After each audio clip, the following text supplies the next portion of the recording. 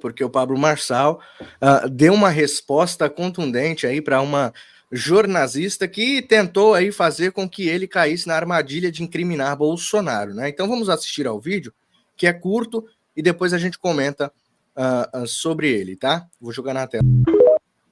Pois é, meus amigos, deixa eu cumprimentar primeiramente aqui o nosso querido Diogo Forjaz, que adentrou aqui os nossos estúdios. Muito obrigado pela sua presença, meu querido. Muito obrigado por fazer parte dessa bancada desse meio-dia. Muito obrigado.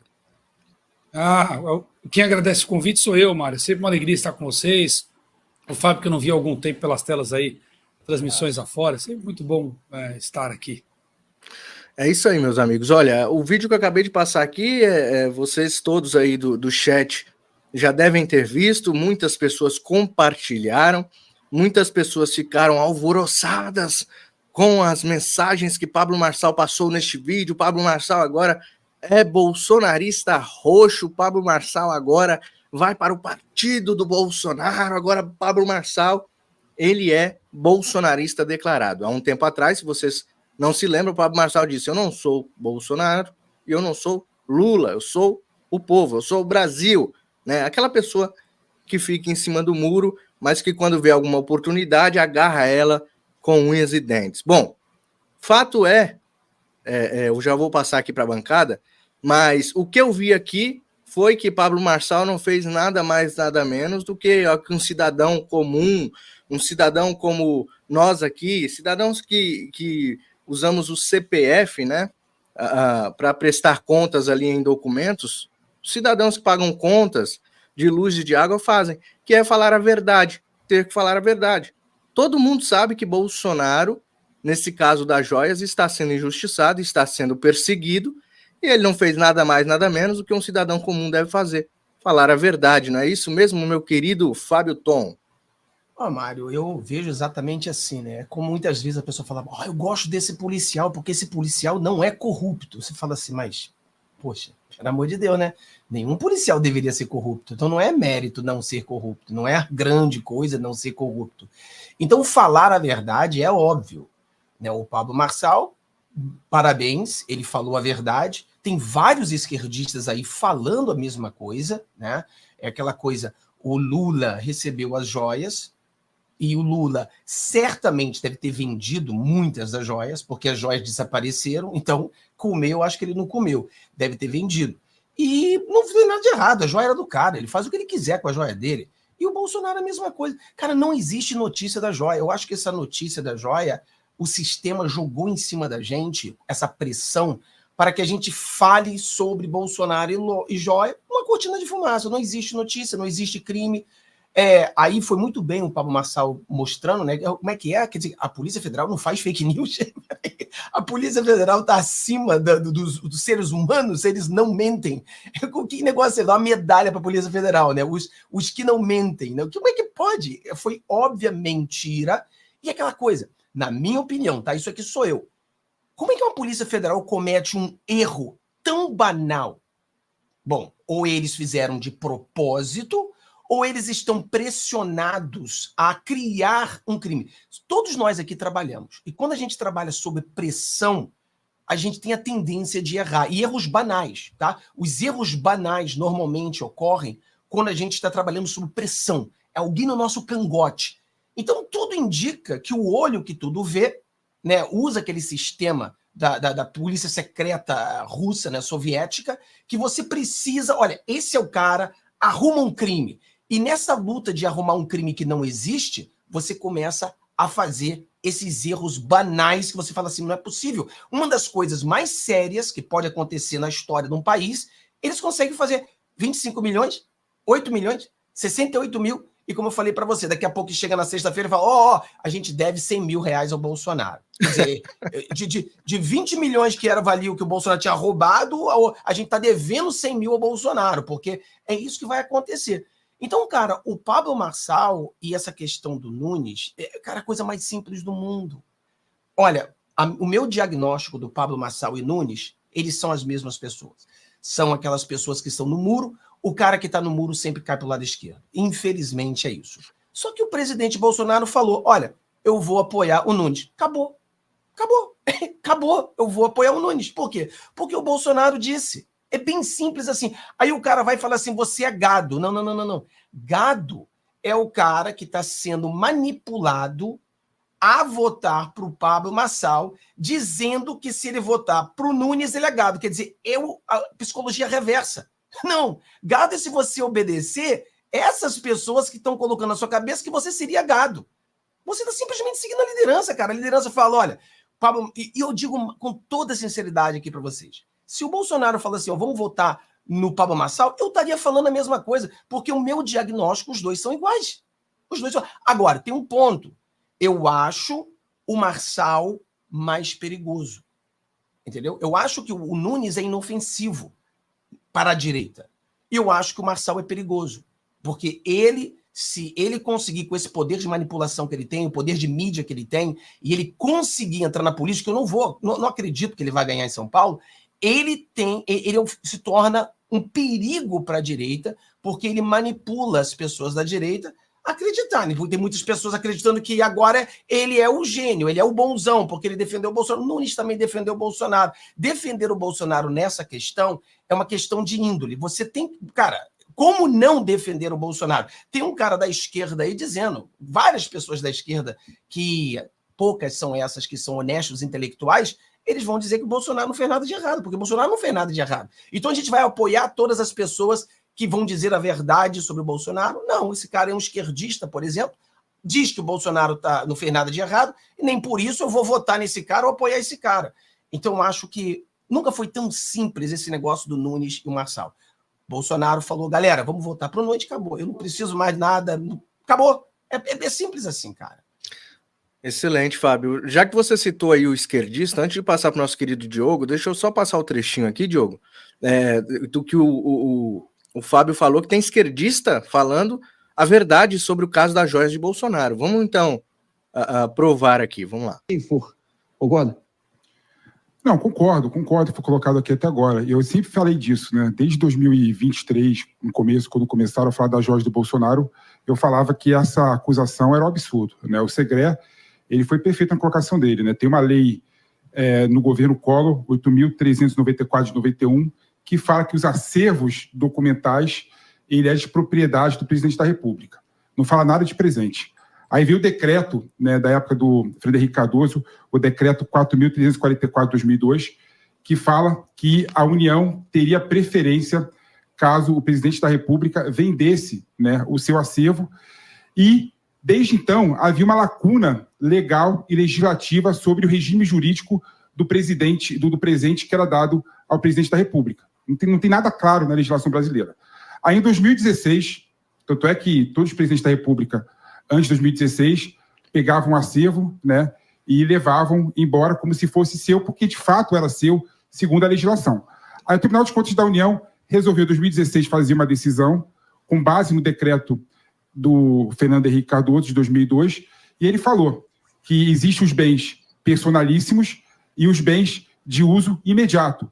E esses bens personalíssimos de uso imediato que seriam só do presidente da República e não seria da União Federal. Mas a lei não fala isso. A lei não deixa isso claro, não é?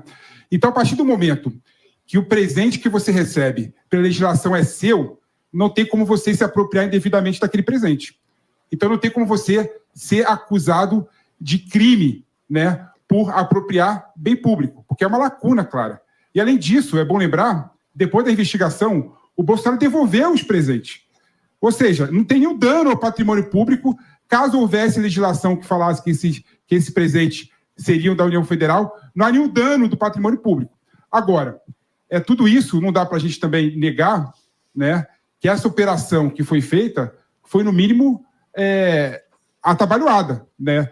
O ministro mandar o chefe de gabinete para a Polícia Federal para reaver as joias saindo para os Estados Unidos, para ser leiloada nos Estados Unidos, sem nenhum registro de saída e depois de entrada dos valores. Ou seja, claro que há uma questão administrativa por trás, mas não há uma questão penal por trás. Não dá para você falar que o presidente da República, Bolsonaro, cometeu um crime penal, mas dá para você falar que, no mínimo, poderia haver, sim, uma ilicitude administrativa no caso. Ô, Segré. Pois é, meus amigos, trouxe aqui só para esclarecer aí o que o nosso querido Fábio trouxe aqui.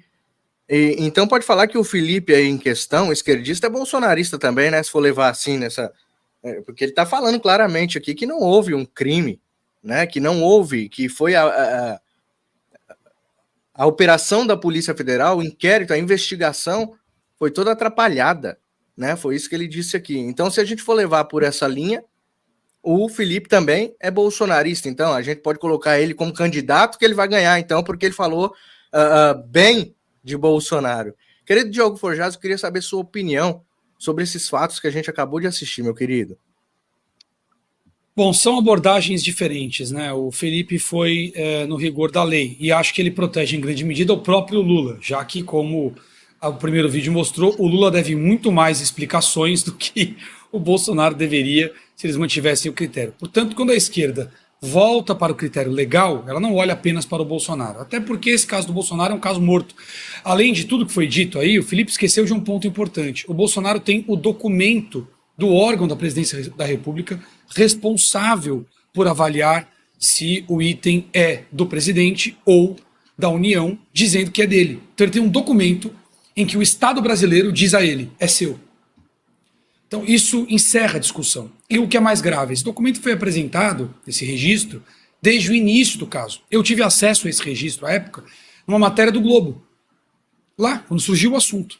Portanto, não dá para a justiça brasileira dizer que não sabia que o próprio Estado já havia dito que as joias eram do presidente. As joias que estavam retidas no aeroporto,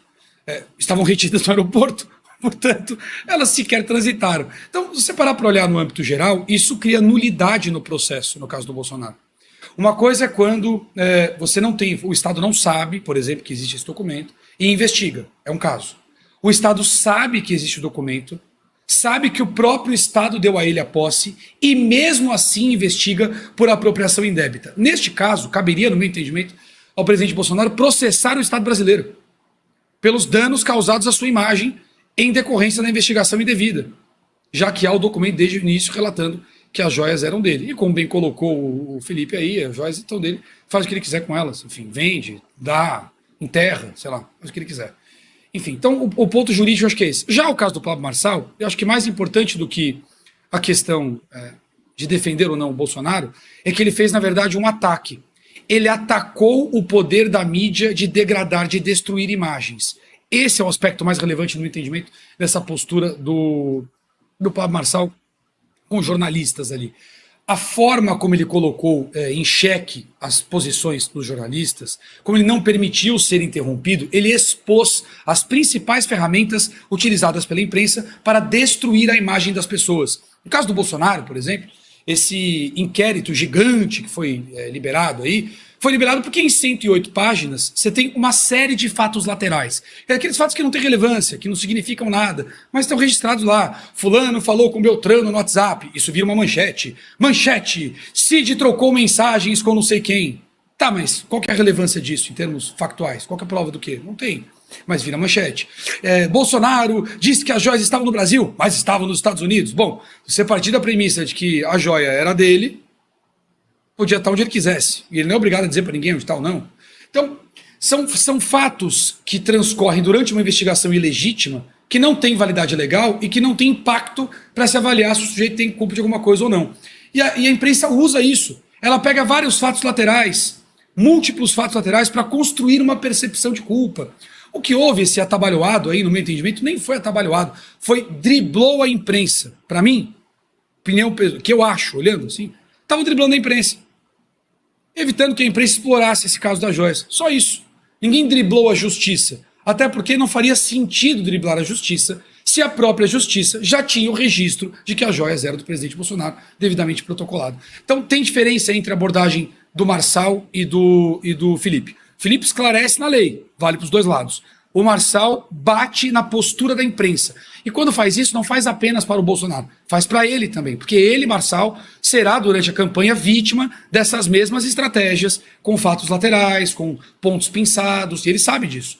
Então, quando ele ataca agora, usando o Bolsonaro, que nos agrada, que reverbera, que tem peso, para destruir as ferramentas que a imprensa tem para destruir imagens, ele protege, no curto prazo, a própria imagem. Acho que são dois fatos diferentes. E, no fim, acaba contribuindo muito para o debate, né? Quanto mais exposta fica a imprensa, a sua metodologia de atacar a imagem das pessoas, menos eficaz ela se torna. E acho que, nesse sentido, há uma contribuição. Excelente, meu querido. Algumas pessoas, neste momento, acham que nós estamos acusando, né, o Marçal de algum crime.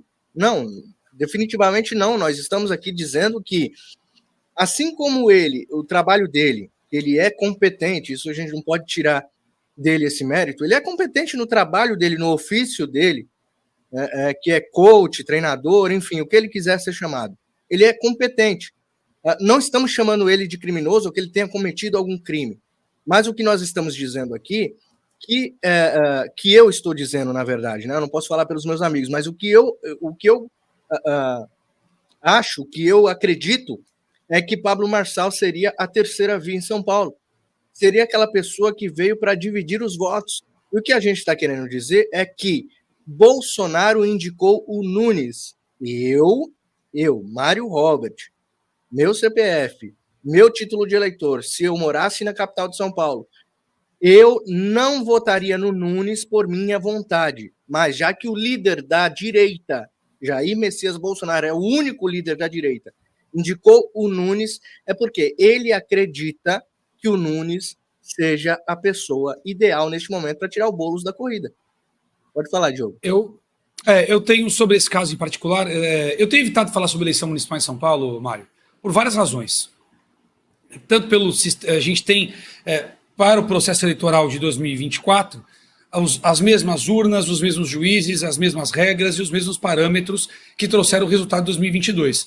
Os 60 milhões de votos do Lula que a gente só vê na urna e na pesquisa. A gente não vê na rua, não vê no consumo, não vê na audiência, não vê em lugar nenhum. Né? Poderia citar aqui inúmeros exemplos, inúmeros mesmo, em que a realidade demonstra o contrário do que nós vimos nas urnas e nas pesquisas. Então não dá para ter a mesma receita, as mesmas ferramentas, os mesmos ingredientes e tirar um bolo em 22 e um pneu em 24. Não dá. A receita de bolo com a mesma coisa vai sair o mesmo bolo. Então é complicado esse negócio. Então é evitado muito falar sobre isso. Mas nesse caso do Nunes e do Marçal tem um ponto que é importante. Eu acho que eles são bem diferentes. No seguinte aspecto. Sob perspectivas diferentes. O Marçal nunca apoiou agenda sanitária, nem vacina contra ninguém, não apoiou censura em momento nenhum. Então, do ponto de vista das pautas mais sensíveis das arbitrariedades dos últimos anos, embora ele tenha se colocado contra o Bolsonaro lá no começo de 22, colocou o Bolsonaro, igualou o Bolsonaro ao Lula, tem todos esses episódios aí. Mas para esses pontos mais sensíveis para a gestão pública, ele não estava do lado da arbitrariedade. Já o Nunes estava. Por outro lado, o Ricardo Nunes está no partido do presidente Bolsonaro e há uma aliança política que viabiliza o apoio ao Nunes. Não é novidade para ninguém que o Bolsonaro apoia o Nunes, dá para ver na face como é o apoio ao Ricardo Nunes. É um apoio partidário. Eu não acredito que o Bolsonaro entenda que o Nunes seja o melhor ou a melhor forma de vencer o Boulos ou é o melhor candidato. Não. Eu acho que é o resultado de uma aliança política. Eu tenho liderança, eu vou seguir a liderança. Agora, eu tomo muito cuidado com o tom de crítica quando tem candidatos nessa composição. Bolsonaro, Nunes e Marçal, por exemplo. Porque eu já vi na política outras vezes o cenário mudar. Eu particularmente, acho até que deva surgir um outro candidato que não está no cardápio.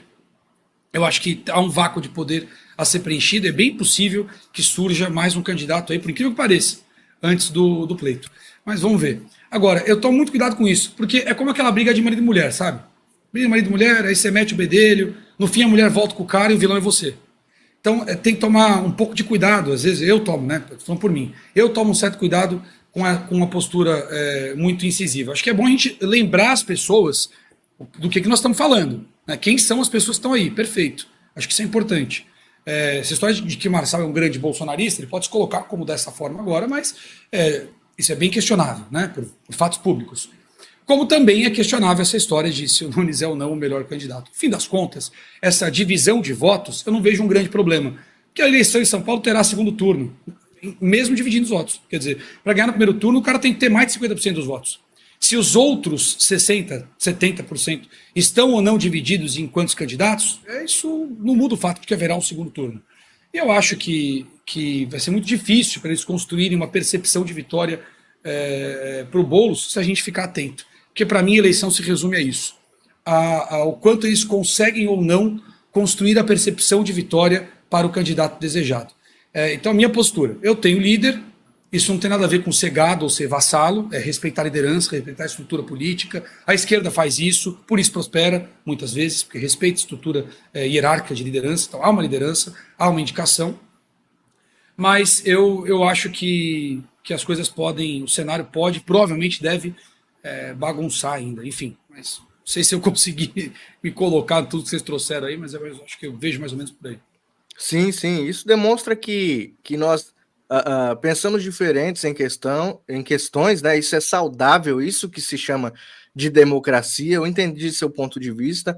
Na verdade, o alerta aqui que eu faço ao povo é que o povo não coloque Pablo Marçal em um templo para orar por ele, entendeu? Não transforme Pablo Marçal no grande Deus, no novo Deus da direita.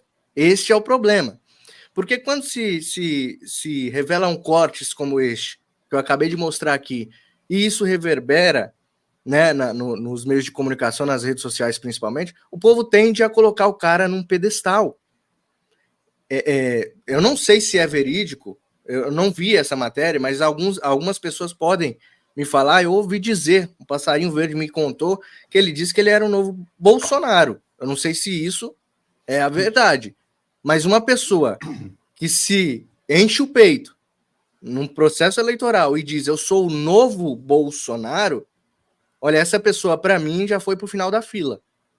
Porque parece-me que o cara quer ser o novo líder da direita. Não é assim. Se ele realmente estivesse disposto a estar do lado da direita, do lado de Bolsonaro, esse tipo de declaração, tipo, eu não sou bolsonarista e nem sou lulista, eu sou o Brasil, eu sou o patriota. É o cara em cima do muro. E aí o cara vem e fala assim, eu sou Bolsonaro, eu sou o novo Bolsonaro. Não sei. Ele falou não tem potencial nenhum para isso, né? Pelo amor de Deus. Ó, se eu falar um negócio sobre liderança, deixar aberto para vocês aqui a pergunta. Se por algum acaso o Ricardo Salles parece que vai para o Partido Novo agora. Sim. Se o Ricardo Salles sai candidato, e aí? Você entende como é complicado? Mesmo o Bolsonaro dizendo que apoia o Nunes, porque está no partido.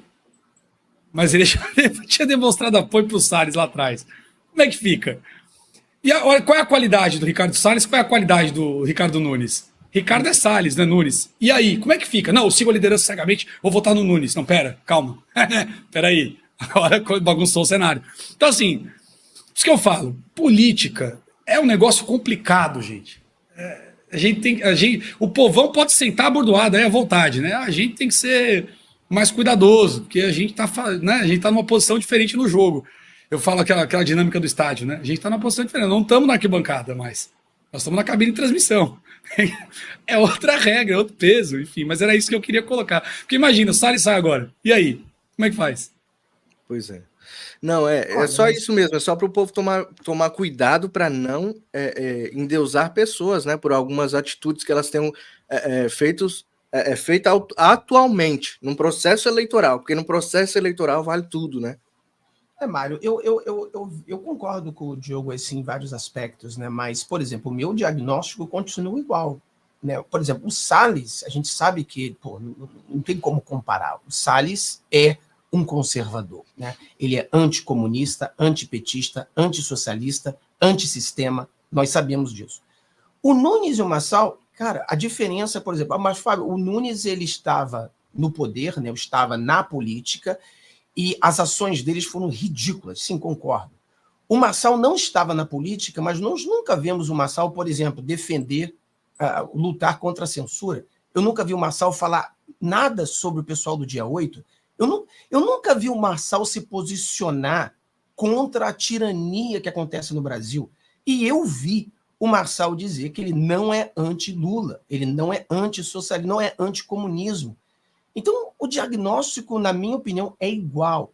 E quando eu falo para as pessoas, né, eu concordo com o Diogo, a gente tem que ter muito cuidado, mas eu critico o Marçal, como eu critico o Nunes, e eu falo com toda certeza, se o Bolsonaro fala assim, ó, vamos votar no Marçal, eu vou apoiar o Marçal, ainda com todos os defeitos, sabendo que ele não é um bom candidato. E se fala, o Nunes não é. Eu acho que nenhum bolsonarista, nenhum de nós aqui vamos apoiar o Marçal pensando que o Marçal será grande coisa. Não, é uma questão totalmente, como o Diogo falou, estamos seguindo a liderança, isso é inteligente, seguir a liderança, entendeu? Porque os dois são iguais. Agora, se nós tivéssemos um Salles, o que eu ouvi dizer que o Salles vem como senador, junto com o Eduardo Bolsonaro, é como se fosse, entre aspas, uma chapa, né? A gente já vota para os dois, Eduardo Bolsonaro e Salles para o Senado. Eu acho que vai ser até legal a gente ter esses dois no Senado. Eu acho que essa foi a visão do Bolsonaro. Então, eu não tenho problema nenhum, se daqui a 2 semanas... Ó, eu sou um crítico ao Marçal, acho que ele é um oportunista, tenho certeza que é um oportunista, sei que ele é um oportunista, é fato, ele é oportunista.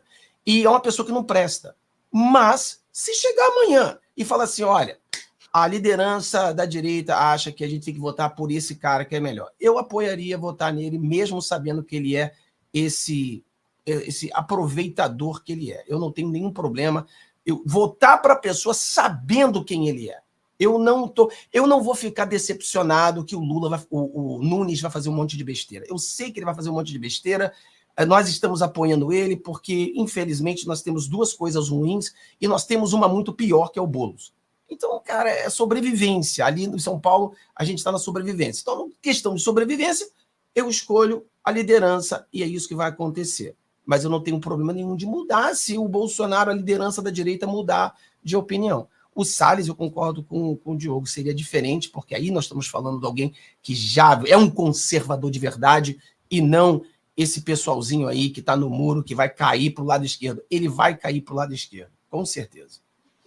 E tem um ponto fundamental aí, viu, Fábio, nessa diferença entre entrar o Marçal ou entrar o Nunes, que eu acho que você deve levar em consideração.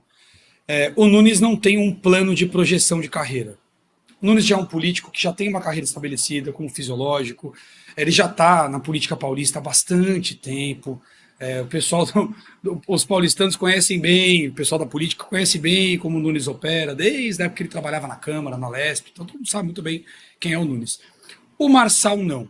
O Nunes não tem projeção social, não tem capilaridade, não tem potencial para expandir a carreira política. O Marçal tem. E o que isso muda no jogo? Muda caso cheguem à cadeira da prefeitura, e não acho que vai ser nenhum dos dois, tá? Mas, bem, vamos esperar para ver. Vem gente nova aí no meu entendimento. Muda o projeto do cara. Enquanto o Nunes vai ter nos seus interesses a manutenção da política que ele já faz, e isso vai levar a uma série de bobeiras que você acabou de falar que ele vai fazer, um monte de porrada e tal. O Marçal não. Para o Marçal, se ele entra, a prefeitura é uma escada. E para ser uma escada, ela tem que ser bem feita. Significa que para a cidade de São Paulo, provavelmente, ele tenha pelo menos o desejo de fazer uma gestão melhor do que teria, em tese, o Ricardo Nunes, né? Mas é importante lembrar que o Nunes não anda sozinho. Enfim, então ainda que ele queira manter as mesmas práticas, ele vai ter que lidar com a conjuntura partidária. Eu duvido que o PL tenha topado apoiar o Nunes para a prefeitura para ele governar sozinho, caso ele entrasse. Então tudo isso tem que entrar na conta. Quando eu falo que é complicado, tudo tem que entrar na conta. Né? Qual vai ser o plano de quem para onde? Então é um negócio puxado. Mas você colocou bem a questão do ponto de vista político, né? Eles têm muitas similaridades e algumas poucas divergências. Por isso que eu acho que deve surgir um nome novo. Alguém que tenha potencial para agregar esse vácuo de poder que o cardápio atual da Prefeitura de São Paulo está deixando aí. Excelente, meus queridos. Acho que já podemos fechar essa pauta e entrar numa das pautas mais importantes também, que é o da reforma tributária, né? A Câmara dos Deputados, vou jogar na tela para a gente ler aqui, ó.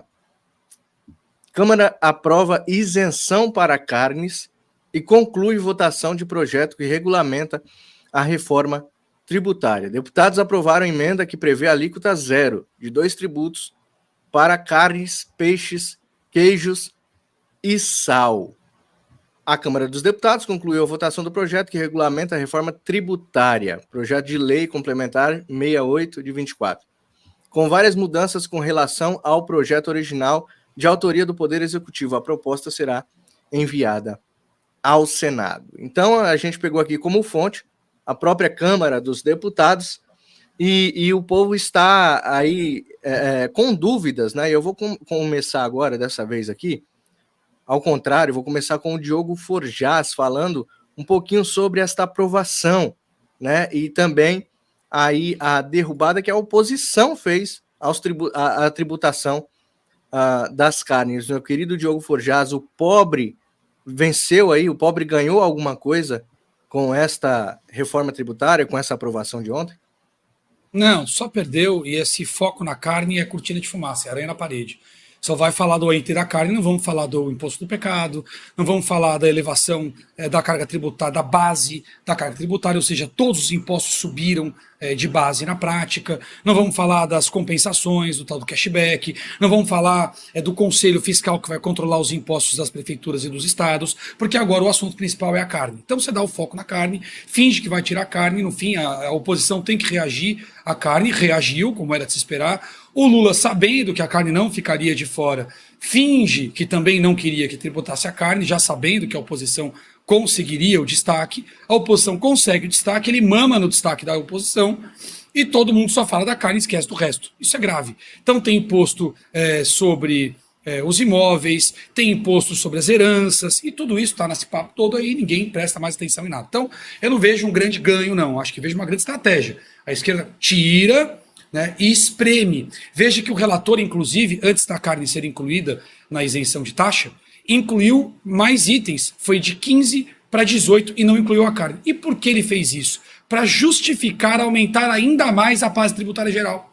Isso ainda não aconteceu, esse texto da Câmara não promoveu esse aumento nos outros itens dos tributados, mas isso deve acontecer provavelmente no Senado, e esse papo ainda vai voltar para a Câmara dos Deputados. Eu acho que esse assunto ainda não está resolvido. O Haddad já tinha dito que, caso a carne entrasse na isenção, ele compensaria a isenção da carne subindo a base tributária. Quanto mais itens entrassem na isenção, mais caro ele cobraria o resto todo. Essa foi a que o Haddad apresentou. Então, olha que malandro. O relator vai lá, sabendo que a carne vai entrar, e antes da carne entrar, ele põe mais itens. Já vai justificar subir mais a base. Aí a carne entra, sobe mais a base. Então, houve uma... Isso demonstra a manobra. Isso mostra o quanto eles sabiam que a carne entraria. É claro que não ia compensar a carne colocando ovo, flores. Flores estão na isenção. Por que flores estão na isenção? Cesta básica brasileira não vive sem flores? Então, veja, há uma estratégia clara que demonstra que eles já enxergavam esse caminho. Agora, o mais grave dessa reforma, eu acho, além do impacto econômico, as pessoas entendam. Não é porque a aplicação dessa regulamentação leva anos que o impacto desses impostos levará anos. Não levará. No segundo em que o mercado tem a certeza que esta será a dinâmica tributária, eu já vou explicar rapidamente o que é, todo mundo vai tirar o dinheiro daqui. Quem está investindo vai parar de investir. Quem já emprega terá menos condições de manter os empregos. Vai investir menos nos empregos. Nós vamos ter uma aceleração do processo de desemprego, que tem sido compensado com o Estado. É uma sociedade cada vez mais dependente do Estado, inclusive no panorama do emprego. Então, isso vai impactar. Isso é para já, isso não é para amanhã. Já há fuga de capitais, já estamos em processo de fuga de capitais, relativamente acelerado, e isto vai acelerar ainda mais esse processo. Imagine você, um investidor, você olha para esse negócio e fala assim, puxa, não dá para deixar dinheiro no Brasil. Tem uma empresa, você pretendia expandir, contratar mais pessoas, em algum momento você fala, poxa, não vai dar para fazer. Quer saber? Eu vou encolher, eu tenho que reduzir custo para poder conter esse impacto que vem agora. Vou demitir. Quando você demite, você reduz capacidade de consumo sustentada com base em produtividade, em remuneração. Esse cara não pode consumir, ele vai comprar menos de outras empresas. Essas outras empresas que vendem menos, têm menos faturamento, também vão demitir. Bem-vinda à espiral da falência. É mais ou menos esse o impacto que a certeza desse aumento de impostos causa. E a incerteza que a reforma gera. E agora eu explico. Esse tal imposto do pecado, o que vai definir o tal do pecado, o que faz mal à sua saúde ou à saúde do planeta, é o executivo. são as supranacionais, ONU, OMS, companhia, e os ministérios da saúde, Minas e Energia. Esses caras escolhidos pela presidência é que vão definir o que faz mal para o seu corpo ou para o planeta. Portanto, ele passa a ter nas mãos o poder de pressionar com impostos o que ele quiser. E a qualquer momento. Isto é um ponto de instabilidade enorme. Se não bastasse o que antes eram impostos negociados nas prefeituras, nos estados, agora não serão mais. O tal do IBS vai ser redistribuído pelo Conselho. Esse Conselho vai determinar, na prática, como vão distribuir esses impostos e para quanto e para quem, de que forma, com que regime de compensação. Ou seja, antes, deputados estaduais, vereadores, prefeitos, governadores, tinham interlocução com a sociedade, tinham interlocução com o setor produtivo, porque o cara negociava com ele a vantagem no imposto na hora de produzir e o retorno desse imposto na hora de fazer uma ponte, melhorar uma estrada, enfim, as melhorias que vão viabilizar o trabalho do cara. Ele negociava o contencioso de imposto lá no estado, lá no município, na justiça. Agora, com esta reforma, quem na prática vai deter o poder sobre os impostos estaduais e municipais é o governo federal. A equalização da taxa foi uma coisa positiva na reforma. Quer dizer, agora você não tem mais diferenças de taxas entre um estado e outro, que vai obrigar os estados a competir pelas empresas, melhorando a infraestrutura. Mas com que recursos? Então, enquanto eles dizem que, na verdade, os estados deixam de ser reféns, porque é automático, não é bem assim que vai funcionar. Parte dos impostos serão distribuídos de forma automática, mas o critério de automatização vem do Conselho. Um conselho formado pelos estados, em que a União passa a ter, na prática, maioria e poder de desempate, quando empate houver. A restrição de 60% de representatividade é de fácil superação com a pressão do executivo. Então, essa é uma reforma de Estado. Ela muda como o Estado funciona. Os partidos políticos vão ter que mudar a forma como fazem a fisiologia. A política de base, onde começava a negociação política, que culminava no Congresso Nacional, agora não tem mais base para operar. Eles estão ficando reféns, estão perdendo poderes. Rapidamente. Esse talvez seja um dos pontos mais graves. O Gustavo Gaio falou que é a ditadura fiscal, e é verdade. O executivo está retendo o controle do fluxo de grana de impostos do país. É centralização. É disso que trata essa reforma. Não é um dual de fato, é um falso imposto dual, é um falso IVA o que está sendo feito aí. Então, esse talvez seja um dos pontos mais graves. Fora, é claro, o impacto enorme que se traz para todo o país. Então você sobe a base de impostos foi lá para cima, e você gera uma série de compensações, de descontos para essa base elevada, em meio a tudo isso que eu falei. Mais ou menos como as farmácias fazem no Brasil. Você não pode aumentar remédio. O que a farmácia faz? Ela cadastra o preço lá em cima e põe um desconto. O preço normal que você vê na prateleira da farmácia não é o preço cadastrado no sistema. É o preço já com desconto. Por quê? Se ele precisar aumentar, eles tiram o desconto. Isso dá mais agilidade para o centralizador em cima do preço. E essa reforma tributária também faz isso, com uma série de compensações que vão passar parte delas pela mão do executivo diretamente. Então, olha agora, voltando para o início do que eu falei. Você é um investidor. Olha o tamanho da instabilidade. Você não tem certeza, clareza sobre como será a dinâmica de impostos, porque ela está à mercê desses pontos de vulnerabilidade concentrados em um governo que está formando oligarcas, como é o caso lá da Âmbar, dos irmãos Batista. Então, eu sei que eu falei um pouco demais, é até difícil, é complexa a reforma, é difícil lembrar de todos os pontos, tentei trazer o que eu entendo ser mais importante para entender o que está rolando. Subiu o preço geral de imposto, gerou algumas falsas e outras compensações de fato, que dão controle ao executivo, jogou o controle dos impostos municipais e estaduais para o executivo também, e com isso sequestrou parte do poder político que estava difuso pelo país. Pesado. Importantíssimo isso tudo que você trouxe, esses agravantes dessa reforma, que não é dito, né, nos noticiários, que não é dito. Fato é que o que está mais em evidência seria a carne. E é realmente, de fato, o que o pobre está mais interessado. É a carne. Então, por isso que eles jogam a carne como a cortina de fumaça do desgoverno e faz com que Lula ganhe alguns pontos com aquelas pessoas que são menos favorecidas de informação. Né? Então, a jogada do desgoverno é justamente falar que a carne, houve uma isenção na carne. Não haverá impostos na carne, como se isso fosse um benefício absurdo para o povo mais pobre. Né? E aí eles fazem fake news, começam a fazer fake news. E acho que é o que o Fábio vai trazer agora. E essas informações que o Diogo trouxe aqui são relevantes, são informações que precisam ser compartilhadas, porque as pessoas não têm acesso a esse tipo de informação. E como ele resumiu aqui, fica mais fácil de entender. Então, mas a evidência é que a carne está aí no topo das discussões no Brasil. Fabião. Olha o que eles fizeram aí. Ó. Lula zerou imposto para carne, vai ter churrasco com picanha para os pobres. Né? Eu concordo com tudo que o querido Diogo falou. Né? E eu vejo um pouquinho mais atrás, quando o Lula, na minha opinião, leram para ele a visão do Maquiavel.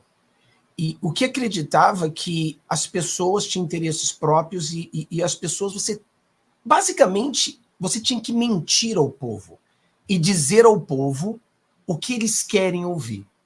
Então, o que o Lula fez para fazer essa destruição do Brasil? Porque isso é uma destruição.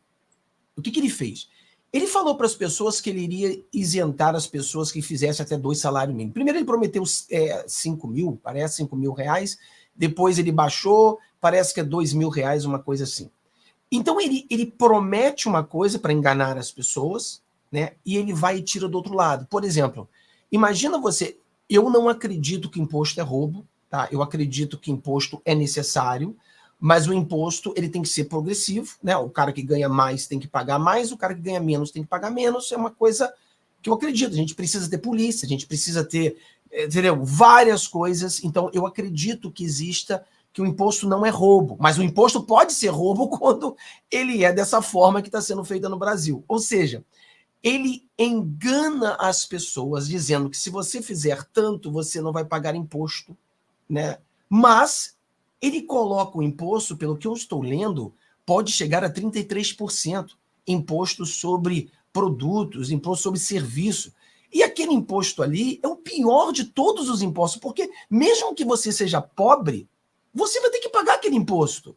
Então, é o pior de todos os impostos que existem no mundo. É um imposto totalmente de uma esquerda que diz que eles lutam para igualdade. Mentira! O Lula é o Robin Hood, é o reverso. Ele rouba do pobre para dar para o rico. E quando a palavra, aquela frase diz que Lula tirou milhões da pobreza, hoje eu entendo claramente. Ele realmente tirou milhões da pobreza. Ele tira milhões do pobre. E as pessoas não entendem. Então, para fazer mais parte ainda dessa cortina de fumaça, entra a questão da carne. Então, entra a questão da isenção para quem faz, eu acho que até 2 mil reais. Ele se sente muito bem. Só que o Lula dá com uma mão e tira com 4, né? Porque ele está tirando do serviço, está tirando do produto. Quer dizer, o pobre que tem que comprar qualquer coisa, qualquer serviço, vai pagar o mesmo imposto que um cara que é milionário, que o cara que é bilionário. Então, o pobre está sendo roubado para que o rico venha se beneficiar. É o Lula fazendo o Robin Hood reverso. E aí entra a questão da carne. E a carne é aquela questão que ele vai querer subir os pobres, né? Que os pobres agora entendam que o Lula está cumprindo a promessa de dar carne para o pobre. E é mentira, porque o Lula ele não queria isentar a carne. Isso foi uma jogada do PL. O presidente Bolsonaro cumpriu a promessa que o Lula havia prometido. Então não é nem o Lula que ele diminuiu a carne. O Lula é tão mal, ele é tão mal, que ele realmente queria taxar mais tudo. Carne, tudo. Ele queria não acredito. Tudo. Eu não acredito, Fábio.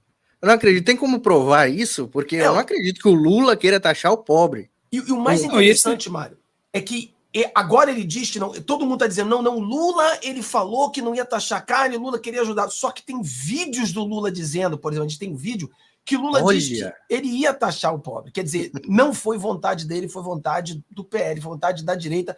Quer dizer, já viu que o negócio é tão ruim, tão ruim, tão ruim, vamos tentar fazer menos pior alguma coisa. E o negócio tá ruim, como o Diogo mesmo falou. Pecanha.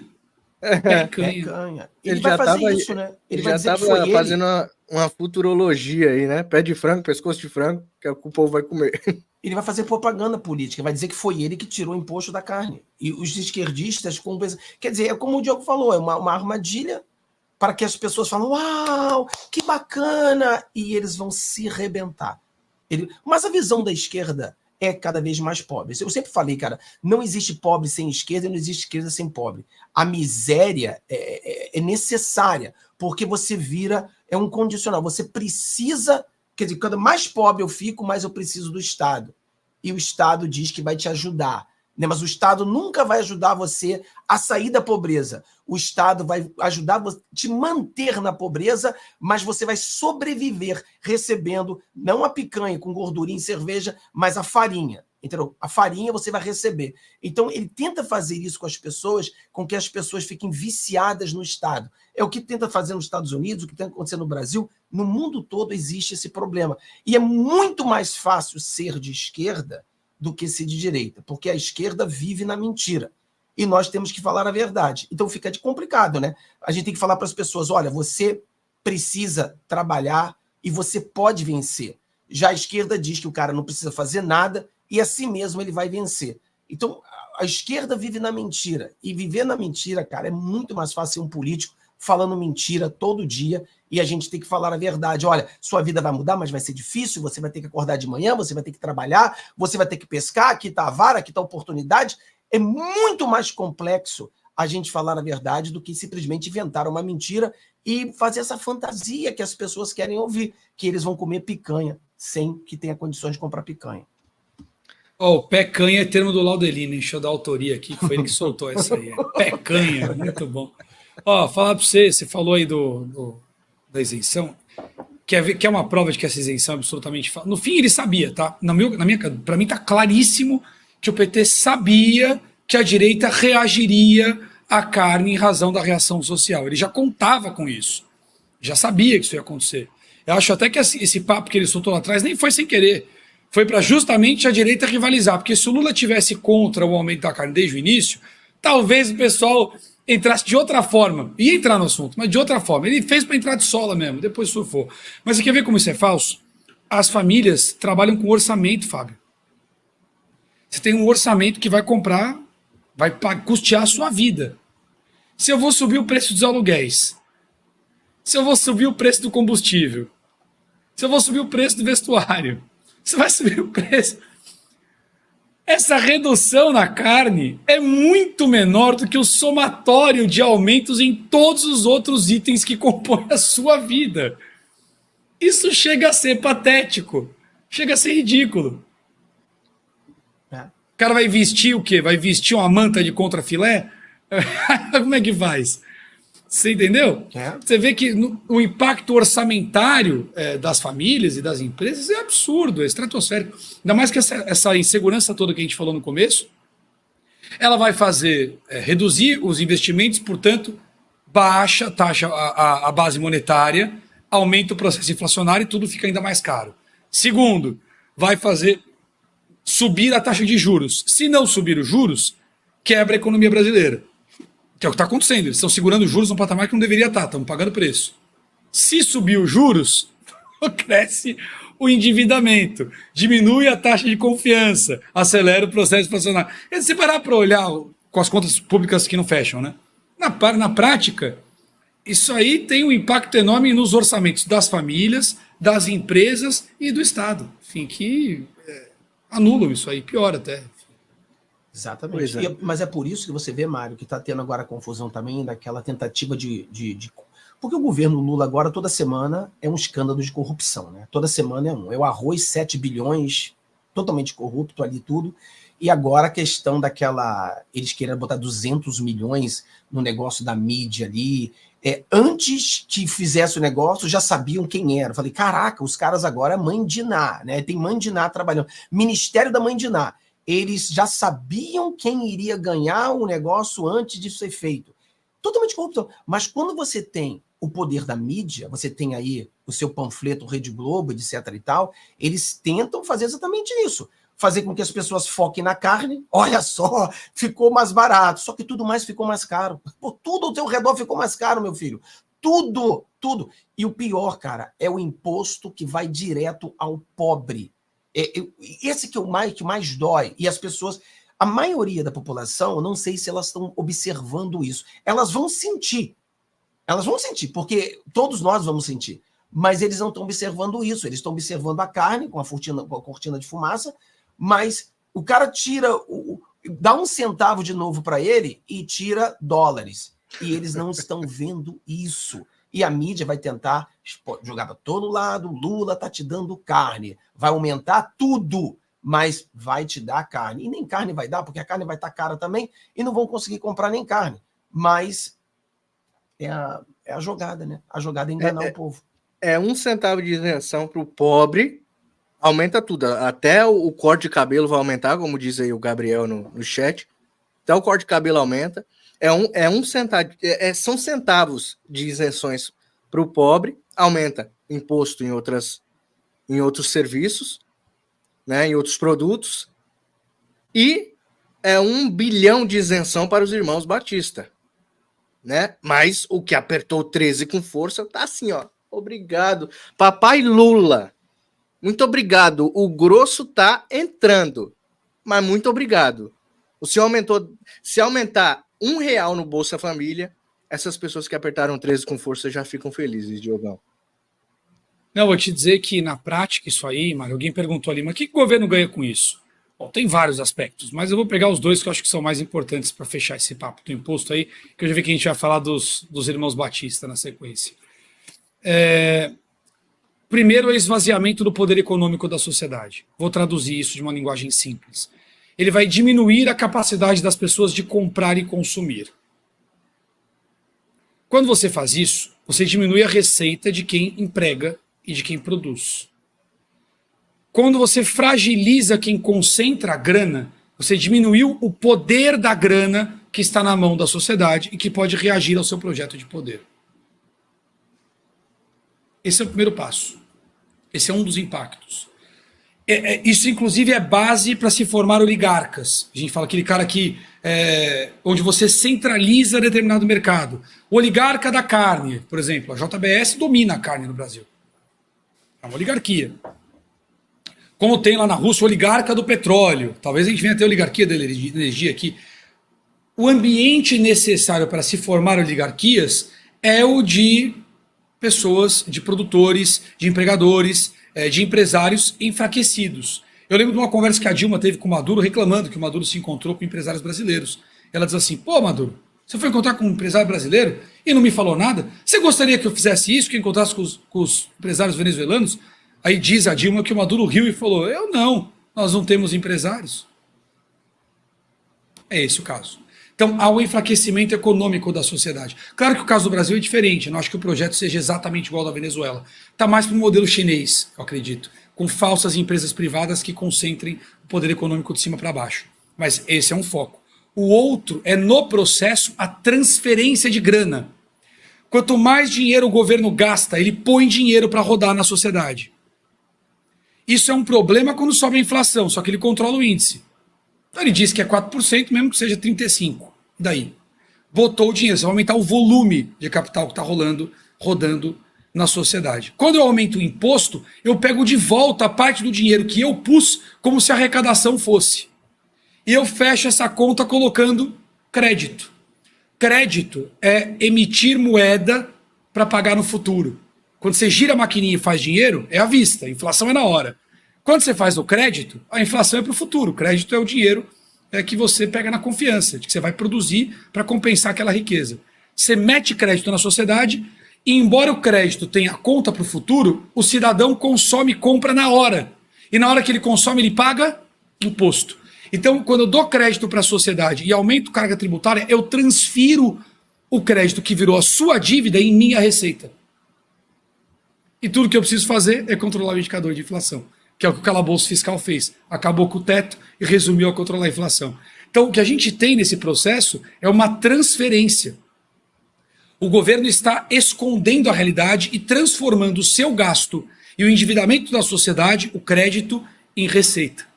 Por isso que ele não pode parar de gastar. Por isso que ele disse que não vai parar de gastar, mesmo com as contas não fechando. Porque isso é parte da manutenção que ele tem para esvaziando economicamente a sociedade. E essa reforma veio fechar a conta. Então, alguém perguntou, qual o propósito? Enfraquecer a sociedade economicamente e realizar transferência de receita, transformando a dívida da sociedade através de crédito em receita de impostos, transformando parte dos gastos do governo em receita de impostos. E para fazer isso, basta controlar o indicador de inflação. Quando termina esse processo, você tem uma sociedade enfraquecida, dependente do Estado, concentrou o controle de tudo. Então, sim, tem propósito, tem objetivo nesse processo aí, sim. Para quem perguntou aí no chat, eu não consegui ver o nome da pessoa, mas eu vi a pergunta. Ou seja, é um propósito de poder, né? É poder, para ficar grande e forte. E também, Diogo, a gente vê as pessoas falando que o Lula disse que o PIB cresceu, né? Com o próprio dinheiro do Estado entrando no Estado. Você fala, é um crescimento totalmente... Você cresceu com dinheiro nosso enfiando no nosso Estado para contar que está crescendo. É um crescimento totalmente ridículo. Olha aí, ó, no Instagram do governo do Brasil. Olha só a notícia aí. Aprovada, cesta básica sem imposto e com carne. Aí as pessoas que são desinformadas acreditam, né? Nesta conversinha aí do papai Lully, né? O Biden da Silva. Bom, vamos seguindo então, pessoal. Acho que a gente já fechou essa pauta aqui. A gente já sabe que o pobre vai se lascar mais uma vez, né, com esse governo aí, infelizmente. E vamos falar agora, então, sobre as joias, né? Vamos voltar aqui sobre as joias, só que dessa vez eu vou lá em 2012, mais precisamente. Eu vou jogar uma notícia na tela para vocês. Talvez as pessoas tenham se esquecido e algumas pessoas não estão dando a devida relevância a esse tipo de notícia. Mas olha só o que nós conseguimos resgatar aqui, ó. Esse site aí é um site português, tá? É um site português chamado CM News, né? CM News. Deixa eu ver aqui o nome do canal. Correio da Manhã. É um site português, tá? Se vocês quiserem, vocês podem procurar o link depois aí. E ele diz assim, ó, Rose, envolvida com diamantes. Os 25 milhões de euros que a ex-chefe de gabinete da presidência brasileira em São Paulo teria depositado em nome de Lula, no Porto, serão provenientes do comércio ilegal de diamantes. De acordo com o site Alerta Total, Rosemary Noronha fez dezenas de viagens à Europa para negociar a venda de pedras preciosas. Opa, mas espera aí, isso aqui é de quando?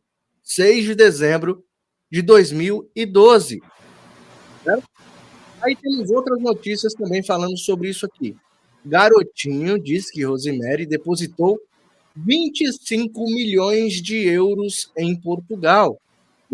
Deputado federal na época, Antony Garotinho, reiterou nesta terça, durante a audiência na Câmara com o ministro da Justiça, José Eduardo Cardoso, à época, que a ex-chefe de gabinete da presidência da República em São Paulo, Rosemary Novoa de Noronha, depositou 25 milhões de euros de Portugal após entrar com dinheiro no país usando a mala diplomática.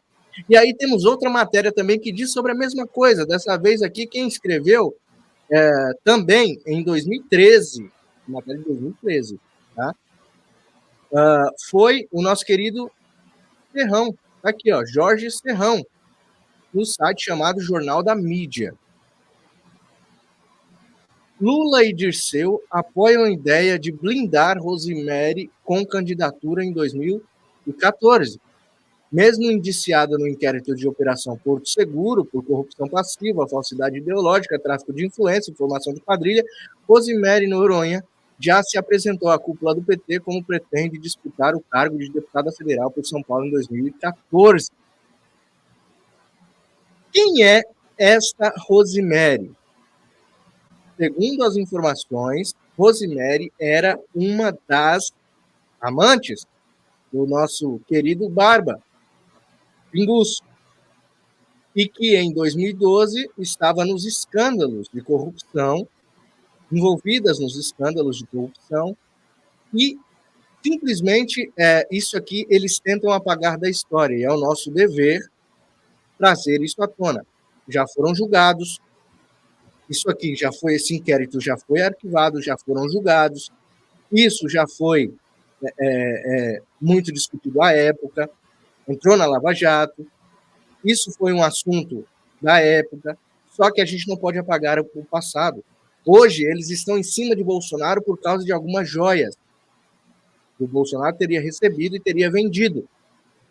Lula me fala de 11 containers que ele havia recebido e não sabia o que fazer. O que me chamou mais atenção nessas matérias que eu li, de 2012, lembrando que isso aqui, a gente não pode aqui ser injusto. Isso aqui foi julgado, várias pessoas envolvidas aqui, se não em sua totalidade, estão soltas hoje em dia, porque a Lava Jato foi toda desfeita. Mas o fato é que lá em 2012 houve o mesmo escândalo, com 25 milhões de euros aqui. Mas é muito estranho, Diogo Forjaz, estas matérias aparecerem justamente agora, neste período em que Bolsonaro está sendo investigado por venda de joias. Diamante não é joia, Diogo Forjaz? A joia no Brasil virou a verdade. A verdade virou uma joia reluzente. Tá difícil de achar, viu? Haja peneira para achar verdades no Brasil. Dá trabalho. Como dá trabalho. Olha, os paralelos, eles ajudam a normalizar sob o parâmetro legal. O que a gente comentou no primeiro bloco, não falamos sobre as joias, Mário. Quando o jornalista de esquerda lá na Jovem Pan, que vocês mostraram o vídeo. Perdão, minha voz está um pouco fraca. Vou tomar água aqui. Quando o jornalista de esquerda abordou a questão legal, ele não estava defendendo o Bolsonaro. Ele estava neutralizando a questão. Veja que os pontos que você está trazendo agora mudam de entendimento se você considerar, aplique a fala do jornalista da Jovem Pan ao que você acabou de dizer. Temos um caso? Não temos, né? Não. Entendeu? Então, quando você tem uma vitória perdida, faça dela uma vitória. Pensamento revolucionário é uma desgraça. Eles lucram com tudo. Cada vez que a esquerda faz um movimento, ela tem uma forma de lucrar, inclusive com o que nós entendemos ser uma derrota. Veja o caso da carne aí, por exemplo. Quando eles colocaram, se passasse o imposto da carne, muito bem. Se não passasse, que era o que eles esperavam, lucram também. Toda vez que a esquerda se move, que ela faz um movimento, ela tem no seu planejamento como lucrar com aquele movimento, no cenário de vitória, no cenário de derrota e no cenário de extensão. Todas as vezes. Pode olhar. Não tem claro que eles preferem vencer, mas quando perdem, não perdem por completo. Veja o caso de José Dirceu agora. Maior fake news da história foi a Lava Jato. Tadinho de mim. Maior fake news da história foi o mensalão. Ah, que gracinha. Eles pensam em tudo. As vítimas da prisão. Não vale a história, vale quem conta. Não vale quem vota, vale quem conta. Esse é o pensamento esquerdista. Agora, para nossa sorte, em ambos os casos, eu preferi pegar essa. Vou deixar o Fábio explorar o fato direto, que eu sei que ele está doido para falar aí. Vou pegar o lateral.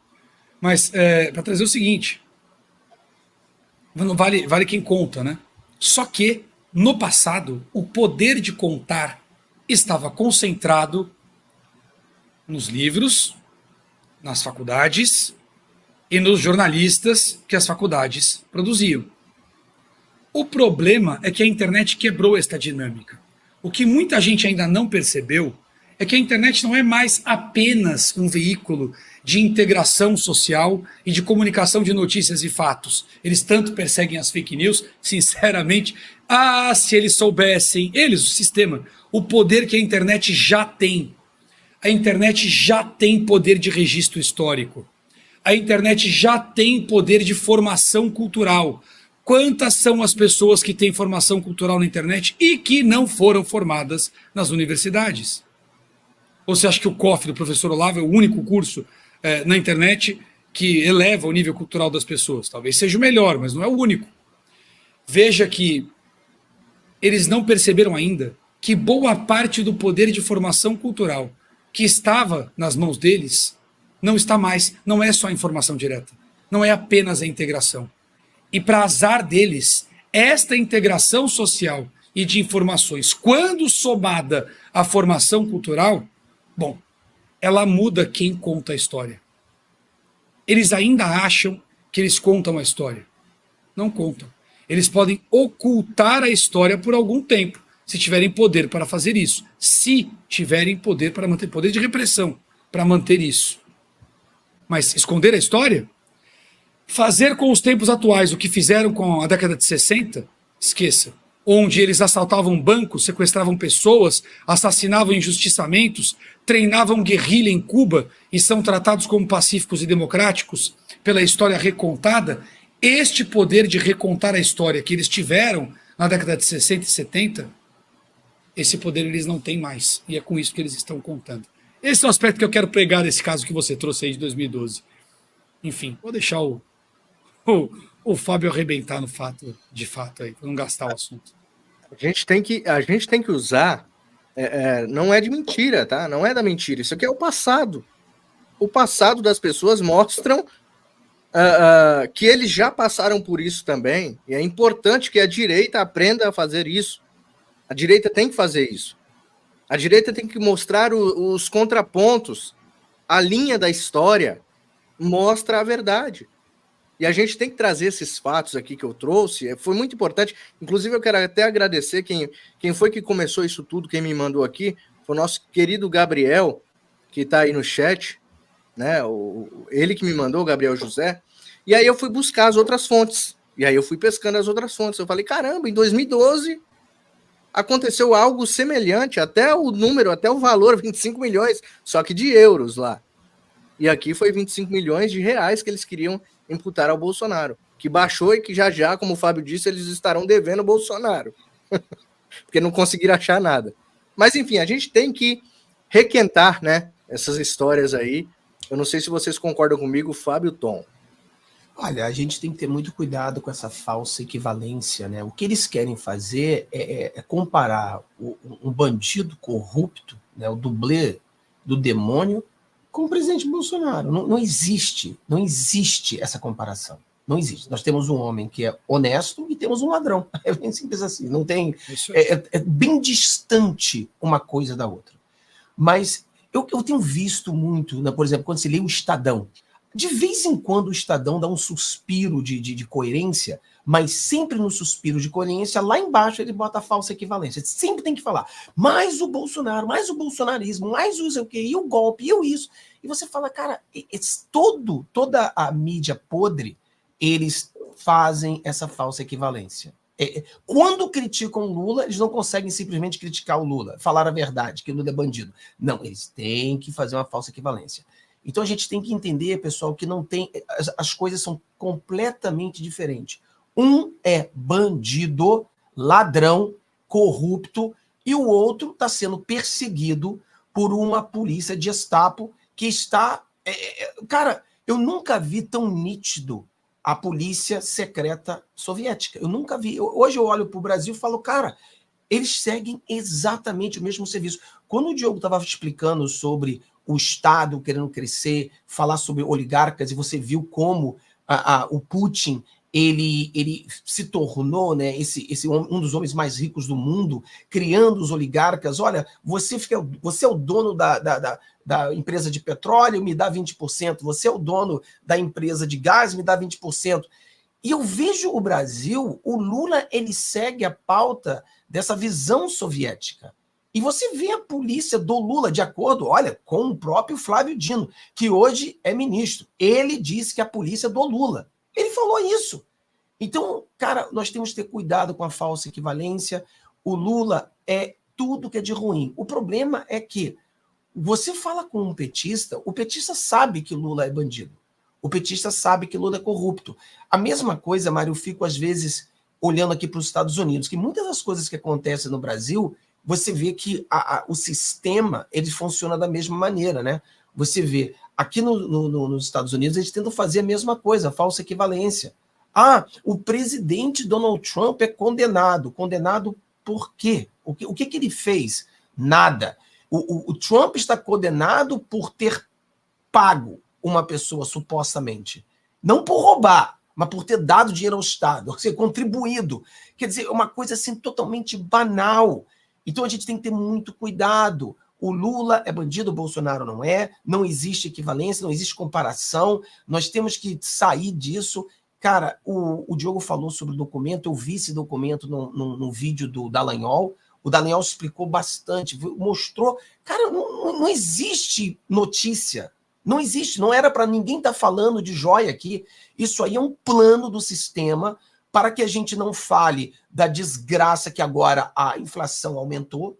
A inflação já bateu o teto, no meio do ano já estourou o teto. Nós estamos falando de uma economia que está afundando, nós estamos vendo um governo que está totalmente desequilibrado, um governo mentiroso. Então, não é para falar do Lula, é para falar de joias, é para falar de falsa equivalência, é para falar de tudo que está acontecendo, mas não fale do Lula. Porque se a gente fala do Lula, a mente das pessoas começam a abrir, começam a ver que está ruim.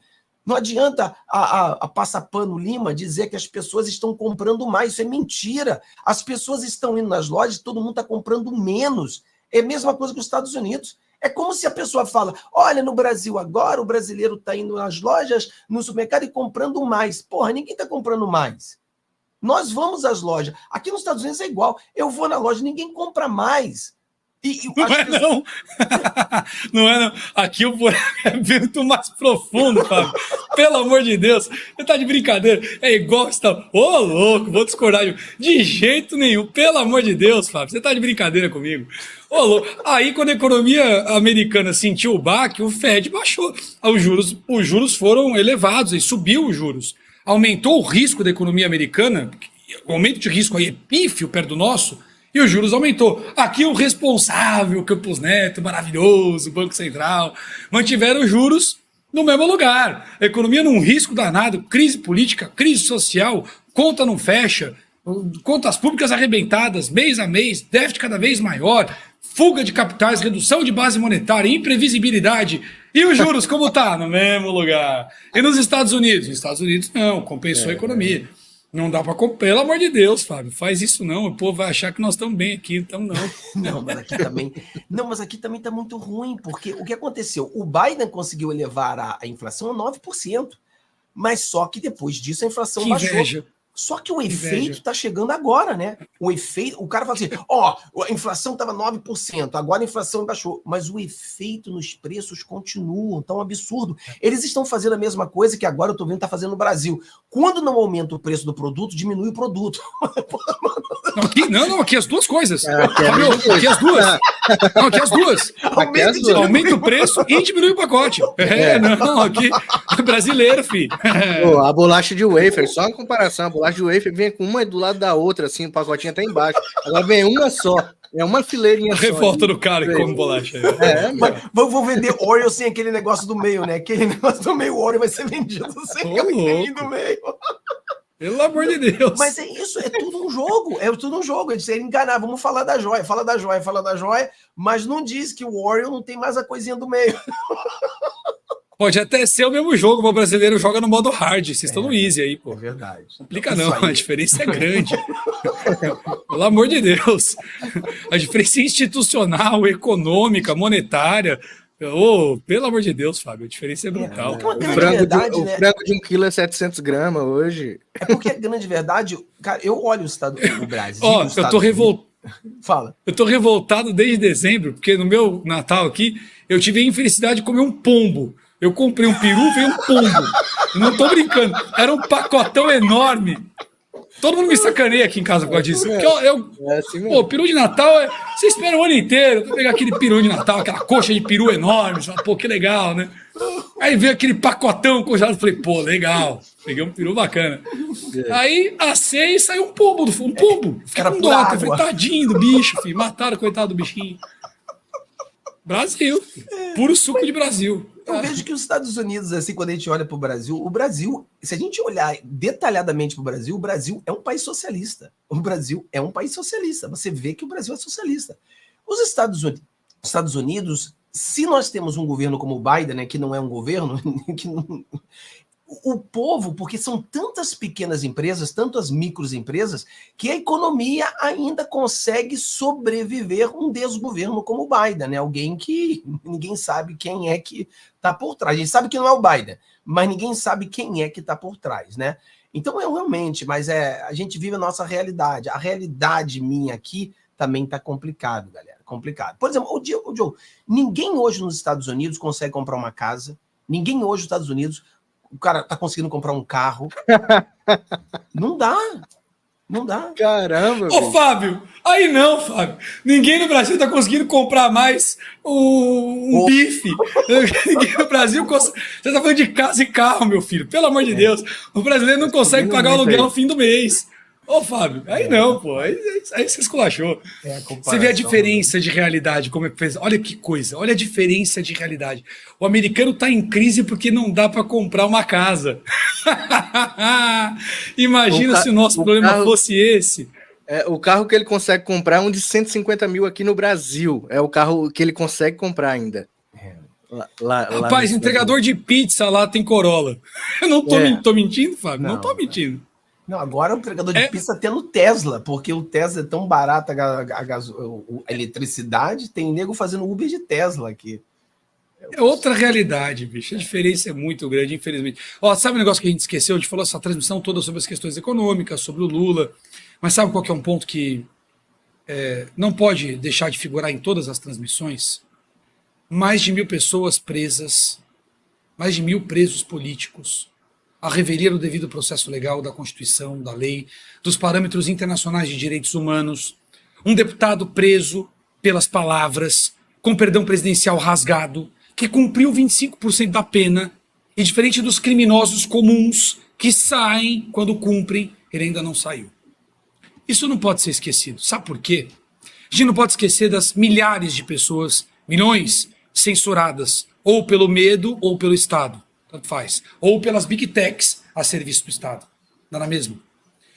Porque amanhã, hoje, já é com você. Esse é o ponto. Não é que amanhã pode ser, já é hoje. A gente não pode esquecer que esses avanços contra a Constituição, contra a lei, são tão graves quanto, aliás, são mais graves do que todos os problemas econômicos que nós falamos até aqui. Porque a lei é a regra do jogo, Fábio. Essa é uma vantagem que vocês têm aí nos Estados Unidos. Vocês têm a regra do jogo. Pode ter um malandro aparelhado que em um ponto fura a regra, mas logo logo ele dança. Você pode ter um outro cara que fura, não dança, mas o furo que ele fez alguém remenda. Aqui não é assim que a coisa está funcionando, não. A gente tem o Felipe Martins preso porque sim, está provado que o cara não esteve nos Estados Unidos. Está preso. A gente tem o Daniel Silveira, como eu acabei de falar, perdão rasgado, cumpriu os 25%, está preso. As tias do Zap, as perigosas vovós, presas, suas perigosas bolsas de colostomia. E as pessoas têm medo de falar sobre isso. Censura. Sem a regra do jogo, como se joga, Fábio? Como se joga sem a regra do jogo? O Brasil tem um problema mais grave do que tudo que nós falamos aqui, que já é grave, que é recuperar a regra do jogo. É recuperar a liberdade. Lutar pela lei no Brasil não é mais uma questão política, é uma questão humanitária. Humanitária. Isso não pode ser esquecido. Não pode. Você falou algo importantíssimo, lembrou aqui, né, para a gente pautar aqui, que é preciso a gente estar pautando isso sempre, é verdade, porque hoje ainda nós podemos falar sobre economia. Nós ainda podemos puxar a pauta da economia e criticar o desgoverno ainda, porque nós corremos riscos de a qualquer momento nós sermos calados, né? O Diogo trouxe aqui algo importante, né? E a anistia, nós precisamos pautar, né, a anistia aos presos políticos. Já foi mais do que provado que não houve golpe, inclusive nos Estados Unidos derrubaram, né, essa falácia de que a invasão ao Capitólio foi ali um crime, um golpe de Estado, e isso deveria ser pautado sim pela direita no Brasil. Fábio Thom. Cara, o que o Diogo falou é muito importante, e eu não canso de falar isso no meu canal, porque eu acho que, sem dúvida, é o mais importante que nós temos no nosso Brasil, é lutar para que o Brasil volte à normalidade, né? Porque nós temos um ditador, né? Um ditador, o ovo que tudo vê, é um ditador, tem que dizer a verdade como ela é um ditador que está aí. E eu estava lendo, né, esse negócio de o que aconteceu lá na época do golpe militar. Aí o Lula libera todo esse negócio, onde qualquer pessoa que venha a público, né, dizer que eles foram torturados, ainda que não tenha prova, ainda que não tenha nada, essas pessoas são restituídas. Porra, nós temos um cara sofrendo tortura todos os dias na prisão hoje. Hoje, né? O Felipe Martins está sofrendo tortura. Isso é tortura. O que o Cid fez, saiu esse negócio, voltando mais uma vez para a loja. Cara, o Cid, ele sofreu tortura, isso são tortura. Essas senhoras que estão presas, isso é uma coisa canalha. Aqui nos Estados Unidos, a Suprema Corte, como bem o Diogo colocou, nós temos alguns lados podres, mas a justiça em geral ainda funciona. E a Suprema Corte americana decidiu que uma coisa, sim, houve vandalismo, sim, mas querer prender as pessoas por insurreição, não, isso não existe. E eles cancelaram isso. Então as pessoas que iam ser presas por 20 anos, 17 anos, isso tudo foi jogado por terra. Essas pessoas todas foram soltas, porque não existe. A Suprema Corte falou que esse cara é maluco, esses promotores do Jorge Soros são loucos, né? Mas o problema do Brasil é que o nosso problema está exatamente na Corte Maior. Então, o problema a gente expõe. Agora, como é que a gente resolve esse problema, né?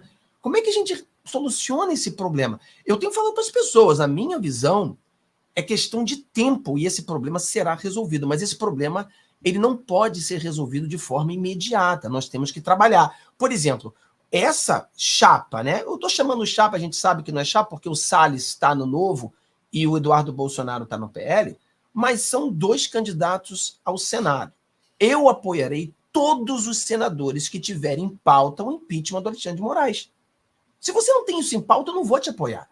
Você tem que ter em pauta as pessoas do dia 8. Você tem que ter isso em pauta. E eu falo para as pessoas, Mário, Diogo, aqui no meu canal, que nós temos que colocar uma visão mínima de 10 anos.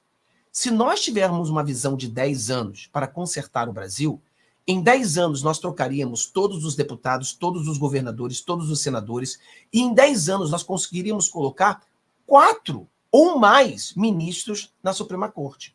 Os mudinhos do Bolsonaro que estão na Suprema Corte hoje, eles poderão deixar de ser mudinhos se eles tiverem 4 pessoas que pensam mais ou menos com ele. Eu não acho que o André Mendonça seja ruim, eu não acho que o Cássio Nunes seja ruim, mas eles têm sido mudos, né?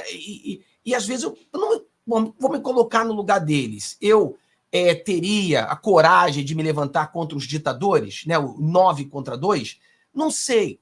Acredito eu que sim, mas é fácil ficar sentado aqui e dizer que eu faria, né? Mas eu não sei. Mas eu tenho a certeza. Se a gente conseguir colocar 4 outros ministros lá, esses 2 mudinhos começariam a falar. Eu acho que as coisas mudam. Foi o que o presidente Donald Trump fez aqui. Não adianta a gente querer... a gente tem um problema. Como é que a gente conserta? O presidente Donald Trump colocou 3 conservadores na corte. A decisão favorável às pessoas do dia 6 foi porque o presidente Donald Trump colocou as pessoas certas na Suprema Corte. Nós temos a maioria na Suprema Corte, pessoas que pensam, né? Não são advogados de porta de cadeia, todos eles, até mesmo escolhido pela esquerda, são juízes formados, juízes professores, juízes que têm livros e livros e livros e livros. Quer dizer, é indiscutível o saber desses juízes, ainda que seja o cara de esquerda. Eles são pessoas que têm formação, profissão, eles têm tudo para mostrar para você. Diferente do Brasil, que tem alguns ali que não conseguiu passar nem curso, né? Mas fazer o quê? Foram escolhidos, não por mérito, mas por camaradagem, por aproximação. Então eu acho que essa situação dificílima que nós estamos vivendo hoje, o próprio Alexandre de Moraes já falou, se vocês fizerem anistia, tá na minha mão, filho. Tá na minha mão, filho.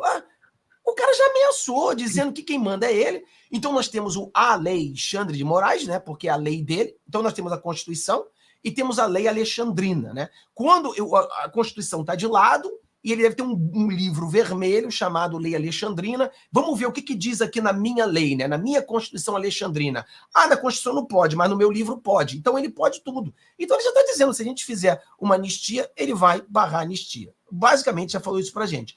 Então nós precisamos ganhar 2026 com pessoas com o propósito de uma anistia e de um impeachment de um juiz da Suprema Corte. Eu acho que a gente não precisa impeachment todo mundo, não. Impeachmentando o Alexandre de Moraes de forma legal, na nossa Constituição, como está descrito, a gente tira ele, julga ele, se for condenado, tem que ser preso por tudo que ele fez, né?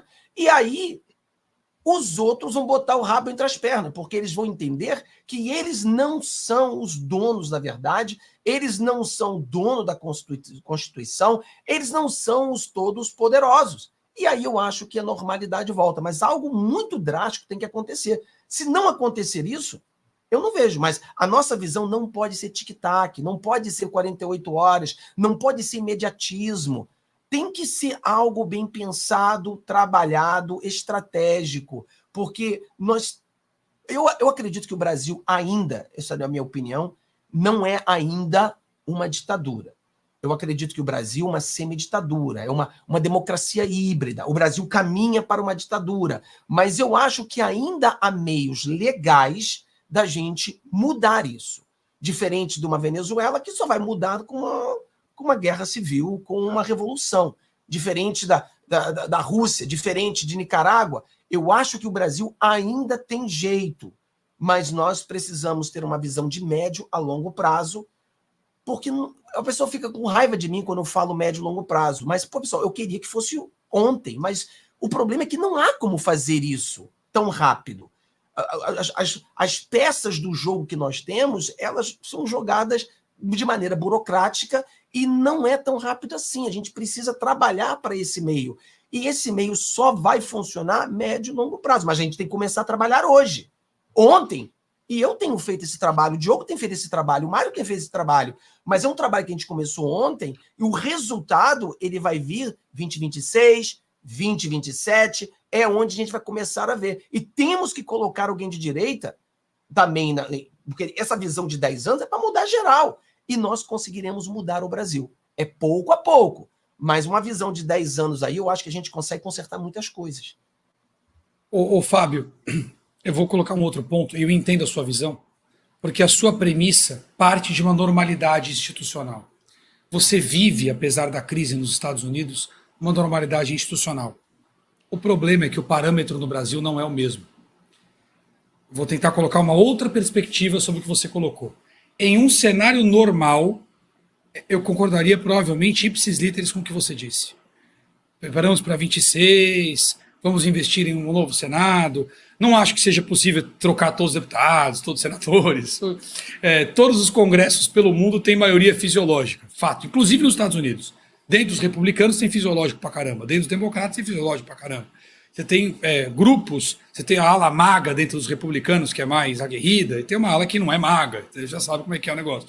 Então isso é no mundo todo. Alguns países mais visível, outros menos, mas composição legislativa, a maioria quase sempre é fisiológica, porque é a fisiologia que faz a política funcionar. Então esse cara ele é necessário. Muda um pouco o espaço que o cara tem para ser interesseiro, de acordo com a legislação e com a cultura de cada país, mas a composição geralmente é essa. Eu não acho que no Brasil a gente vai conseguir ter maioria de direita num panorama de, sei lá, 30 anos, talvez.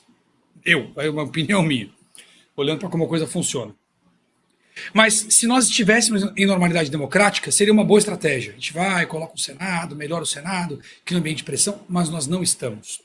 Eu vou te tentar trazer o que eu estou enxergando aqui no Brasil. O PT no ano passado inteiro pagou emendas como um louco, publicamente. Emendas PIX significa pagar de imediato a emenda para aquela pauta específica. Ele está vendendo para a sociedade que o Congresso se vendeu. Simples assim. Isto cria crise de representatividade, Fábio. O que dá poder ao legislativo é representar o povo em algum nível. O Lula vem retoricamente, desde o ano passado, desenhando que no Congresso nós temos homens brancos do agro que não representam o povo. Ah, diz que é dentista, diz que... Palavras dele. Diz que é não sei o quê, mas na verdade é tudo fazendeiro. Descolamento da percepção social. No final do ano passado, a Globo chegou a dizer que o Arthur Lira, com 60 mil votos, estava parando o presidente de 60 milhões, chantageando o executivo pelas emendas. Pouco tempo depois disso, o governo federal não pagou 5 bilhões em emendas que estavam combinadas. Quando você não paga emendas ao legislativo, o interlocutor, quem fala com o executivo, é o presidente da Câmara. O PT sabia que o Lira teria que cobrar essas emendas. Ele já era categorizado como chantagista das emendas e teve que cobrá-las. O que o governo fez? Tentou negociar as emendas direto com os parlamentares, por trás do Lira, publicamente. Falem com as nossas lideranças que a gente paga 3 dos 5 bilhões. Esquece o Lira. Isto era uma estratégia para isolar o Lira do apoio legislativo para poder acusá-lo. O PT vem se preparando para judicializar quem controla a política. Os líderes na Câmara, o presidente da Câmara e os presidentes partidários. E vem abrindo precedentes. Prendeu Valdemar Costa Neto por 2 dias. Abriu precedente para prender presidente partidário. Revirou o gabinete do Jordi. Ah, mas ele é de direita. Não importa. Ele era o líder da maior bancada da Câmara. Abriu o precedente para revirar o gabinete da maior bancada da Câmara, à revelia do procedimento legal adequado. Censuraram o Marcos Duval por mais de 1 ano. Um senador abriu o precedente para censurar o Senado. Reviraram o gabinete dele. Abriu o precedente para revirar o gabinete. Portanto, eles já têm o precedente para operacionalizar rapidamente em uma investigação a neutralização das principais figuras políticas do país. Agora, imagine um Congresso cheio de cabeças de bagre, vaca no poste, sem lideranças. O centro só é forte, Fábio, porque ele tem contato com juízes, que ele ajudou a nomear, com jornalistas, que ele ajudou a financiar, com interesses internacionais, que ele ajuda a atender aqui no Brasil. Mas o cabeça de bagre, o cara que gasta as emendas, sentadinho lá no Congresso, ele não tem esses contatos, ele não tem este poder. E este é o poder capaz de derrubar um governo. Este é o poder capaz de conter poderes. Quem derrubou o PT a primeira vez não foi a direita, não havia direita. Foi a fisiologia com esses poderes, concentrados na mão das lideranças, já preparadas para serem acusadas pelas emendas, no que eu chamei no ano passado de lava-emenda. Se eles desarticularem as lideranças, Fábio, o Congresso estará fechado com as portas abertas. O Dino foi para o STF sem compromisso político com qualquer grupo, portanto, com disponibilidade para pressionar a todos. E quem está cobrando agora dos 3 poderes o detalhamento do gasto das emendas? Formalmente, Flávio Dino. Ele não tem poder para fazer isso. Só o TCU, mas ele fez. Porque ele não tem compromisso político. No que parece desenhar um esquema de corrupção e chantagem à base de emendas parlamentares. E que o povo não vai passar pano, porque está sentindo o peso das decisões e porque se revolta porque decidiram pelo dinheiro. O PT vem se preparando para anular o legislativo. E se isto acontece, como falar em 26? Vamos nos lembrar dos 60 milhões de votos do Lula? 60 milhões de eleitores que seriam parte deles anti-Bolsonaro, mas que não consumiram o bis. Quando o Felipe Neto e o Randolfo Rodrigues fizeram propaganda para o bis da Lacta, o impacto na queda de vendas foi grande o suficiente para atingir a Mondelez, a incorporadora da Lacta. Onde estão os milhões de eleitores do Lula, ou que não se pautam por política, para consumir o bis, que desabou de preço na época? Como pode Lula ter vencido Bolsonaro na capital paulista, Boulos ter na pesquisa 2.300.000 votos, e os dois em um feriado, em um reduto supostamente petista, segundo os resultados das urnas, com um show de música gratuito, não conseguiram colocar 2 fileiras de pessoas no estacionamento do Itaquera? Foi agora isso. Como falar em 26? O risco no Brasil transcende a normalidade jurídica e política, em qualquer parâmetro que se avalie. Como falar em 26 quando Felipe Martins está preso por supostamente ter ido aos Estados Unidos sem nunca ter pisado lá, segundo o Estado americano, segundo o GPS, segundo a Uber. Só falta Cristo aparecer e falar, ele não estava lá. Está preso. Como falar em um Senado para 26? Entenda, eu concordo com a tua fala, mas em normalidade jurídica nós não estamos. Veja, como falar em impeachment um ministro e os demais voltam para casinha? Talvez, de fato, isso pudesse acontecer. Mas eu não sei se isso apenas será suficiente. Como será que eles se comportarão diante do movimento? O quanto os outros se sentirão seguros diante do Senado? Não vão mover os arquivos que estão na gaveta? Os processos de gaveta? O Brasil tem condenado pessoas, Fábio, colocado na cadeia, sem condenação, sem provas. Ou seja, hoje você nem precisa mais no Brasil provar que o sujeito é culpado de alguma coisa, desde que a imprensa apoie. E quem vai incentivar a imprensa a combater isso? Só os fisiológicos têm condição de fazer isso. E eles estão perdendo poderes. A reforma tributária, inclusive, tira ainda mais poderes deles. Como falei no começo, tira poder econômico, tira poder de articulação social. Então, o que nós estamos vendo no Brasil é um projeto de poder que avança a passos largos, contra o qual, se nós tratarmos como se estivéssemos em uma normalidade e agirmos com essa lentidão que a normalidade nos permitiria, nós vamos entregar a eles a possibilidade de deter o poder. Eu fico contente que o caso tenha eclodido nos Estados Unidos. Essa pressão de fora mexe com quem suplanta essas arbitrariedades por aqui. Não é só o ministro togado, todo-poderoso, mas quem está no entorno, quem cumpre ordem. Esses caras estão pressionados pela investigação aí no país que você está.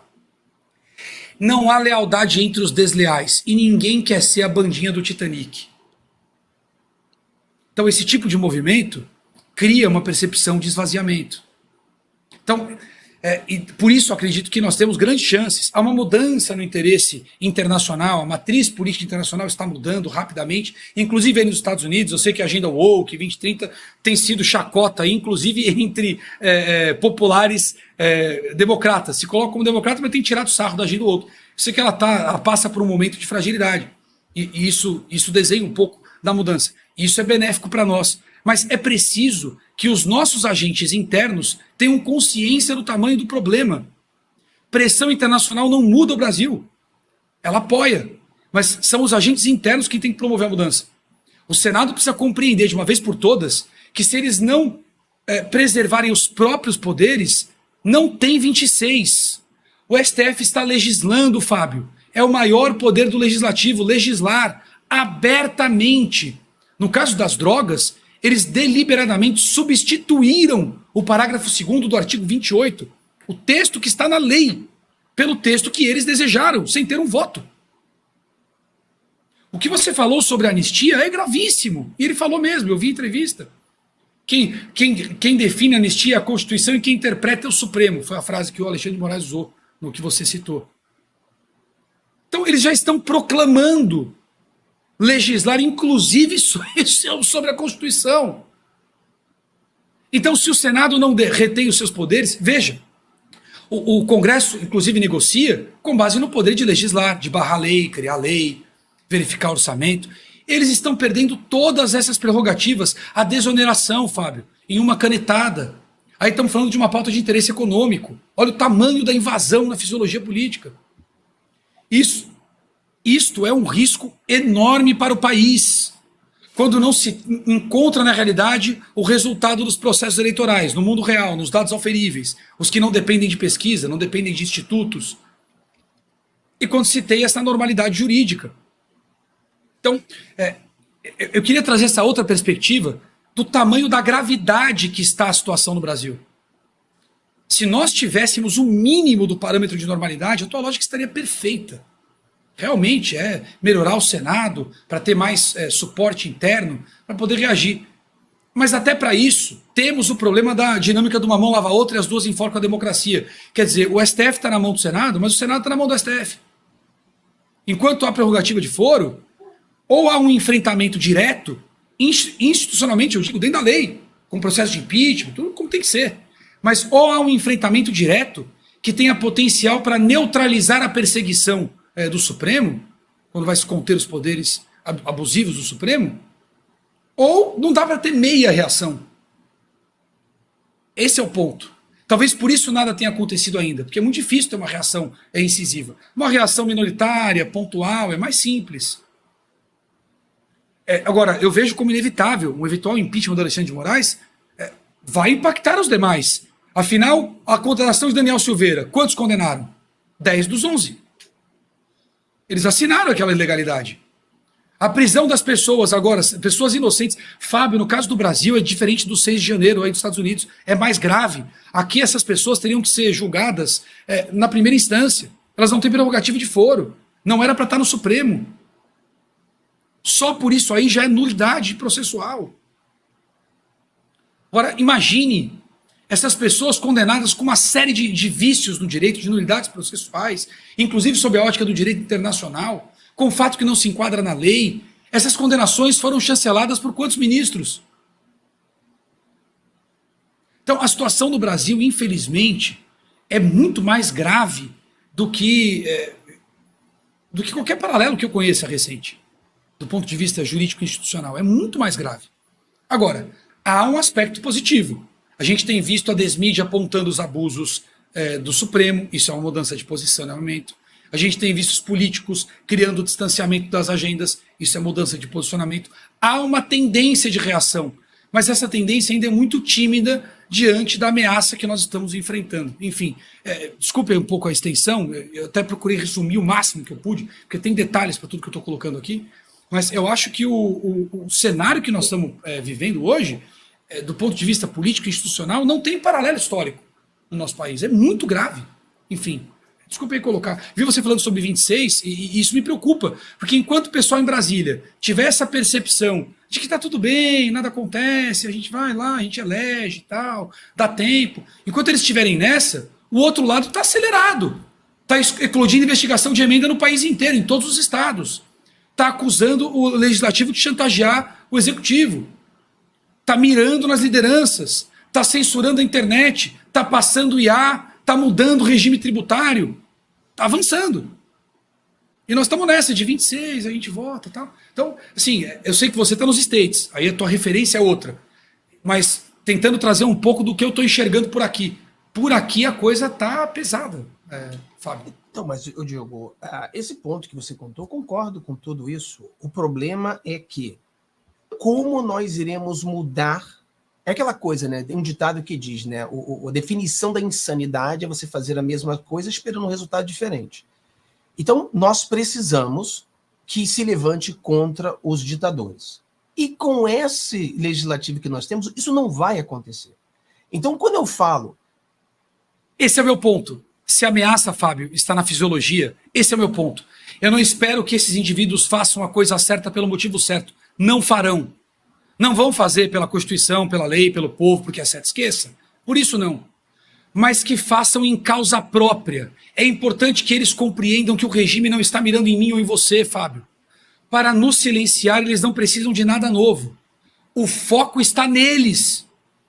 Quem tem potencial para impedir o regime são eles. Eles precisam compreender que jogar com o sistema não os manterá no poder. A primeira coisa que o sistema fará para consolidar o poder é retirá-los de lá. Esse é o ponto. Ah, mas o Pacheco não se move. O artigo 48 do Regimento Interno do Senado, no inciso 2º, estabelece que o Pacheco deve preservar as prerrogativas do Senado, entre elas, legislar. O STF legislou. Só por aí dá para afastar o Pacheco, por exemplo, caso ele não queira se mover. Ainda quem protocola um pedido de impeachment no Senado, o senador que protocolou, pode entrar com recurso caso o Pacheco não avalie, para que o plenário avalie. Dilui a pressão. Então, recursos tem, precisa do ambiente favorável. Nenhum senador vai ser louco de fazer isso sem ter um ambiente favorável, porque ele cai sozinho depois. Mas esse ambiente favorável passa por conscientizar esses caras que nós não vamos chegar em 26 seguir como está. Que eles não chegarão lá em 26. É preciso que eles compreendam que o regime está trabalhando para retirá-los do poder. talvez isso possa fazer com que eles se movam. E isto tem potencial para mudar o jogo, associado à pressão que vem aí dos Estados Unidos, que cria mais uma percepção de peso contra eles. Se não bastasse o regime mirando neles, tem ainda a justiça internacional olhando para esse panorama. Então, caminho tem. A questão é, como é que a gente pode ajudar a fomentar isso? Acho que esse era o ponto que eu queria colocar. Não contrapondo o que você falou sobre 26, não. Como eu disse no começo, em normalidade concordaria totalmente. Agora, como é que a gente faz para mudar o comportamento desses caras que estão aí? Então, mas acho que conscientizá-los do risco é um caminho. O ponto, Diogo, não é normalidade. Eu, de maneira nenhuma, eu acho que exista normalidade no Brasil. E 2026 tem que ser a nossa visão, porque não há como fazer nada antes disso. Eu acho que tudo que você falou é perfeito, mas tudo que você falou só será feito a partir de 2026. Por quê? Porque em 2026, essa visão de que... Porque ela demora. Por exemplo, as pessoas começaram a fazer o seguinte: bolsonarista sendo censurado, parabéns. Bolsonarista sendo censurado, parabéns. E daqui a pouco começaram a censurar eles. Aí eles falaram assim, opa, peraí, o Alexandre de Moraes, você está censurando a gente, pô, nós somos parceiro, pô. A gente trabalhou junto para censurar os bolsonaristas. Já rolou isso. Então já começou a rolar. Então isso demora um pouco para chegar. Então a minha visão para que essas pessoas venham realmente entender que essa água vai bater no bumbum deles, ela vai demorar muito mais do que a gente está esperando, e isso vai começar com a força de novos senadores que nós colocaremos em 2026. Esses novos senadores, não é que os novos senadores irão fazer tudo isso, mas mais ou menos a análise que eu fiz dos 2 mudinhos lá na Suprema Corte. Eles são mudinhos e votaram errado, fizeram um montão de coisas erradas, porque é 9 contra 2. Se a gente conseguir colocar 4 ministros, aí vão ser 6 contra 5, os mudinhos vão começar a falar. Então, eu vejo a mesma forma. Dentro do nosso Senado, nós temos aquela galera ali dos globalistas, que os globalistas eles estão... ele vai para onde o dinheiro cai, ele vai para onde o poder está, etc. e tal. Se nós colocarmos um Senado melhor em 2026, essa galera que começa a ver, olha, essa ditadura está começando a chegar em mim. Eles irão mudar. O meu ponto, eu concordo com tudo que você está falando, mas o resultado para que a gente comece a virar esse jogo vai começar em 2026, porque não... Cara, o que nós estamos vendo, eles ainda não viram. Eu sinto, mas na minha percepção, se tudo seguir como está, e com esse raciocínio de 26, se os políticos tiverem com esse raciocínio, e tudo seguir como está, o Estado brasileiro vai colapsar antes disso, infelizmente. Eu gostaria muito que fosse possível, Fábio, e esse é o meu alerta.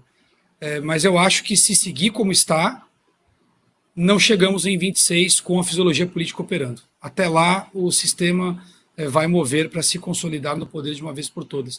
Eu vejo o colapso, seja pelo colapso financeiro, colapso social, interferência internacional, reação, divisão institucional em alguma instituição que causa alguma forma de conflito, mas no ritmo acelerado em que eles estão avançando, eu não enxergo a possibilidade de chegarmos a 26 com um processo eleitoral capaz de promover essas mudanças. Eu acho que daqui até lá o Estado brasileiro colapsa. Eu não vejo, tanto pela destruição econômica, quanto pelo avanço autoritário, como pelo esvaziamento político. Em algum momento, antes disso, a gente deve colapsar. Só espero que o colapso não seja muito traumático para a história do país, mas que eu vejo um colapso aí, se tudo seguir como está, vejo. Os principais pilares da sociedade estão todos sendo ruídos, todos.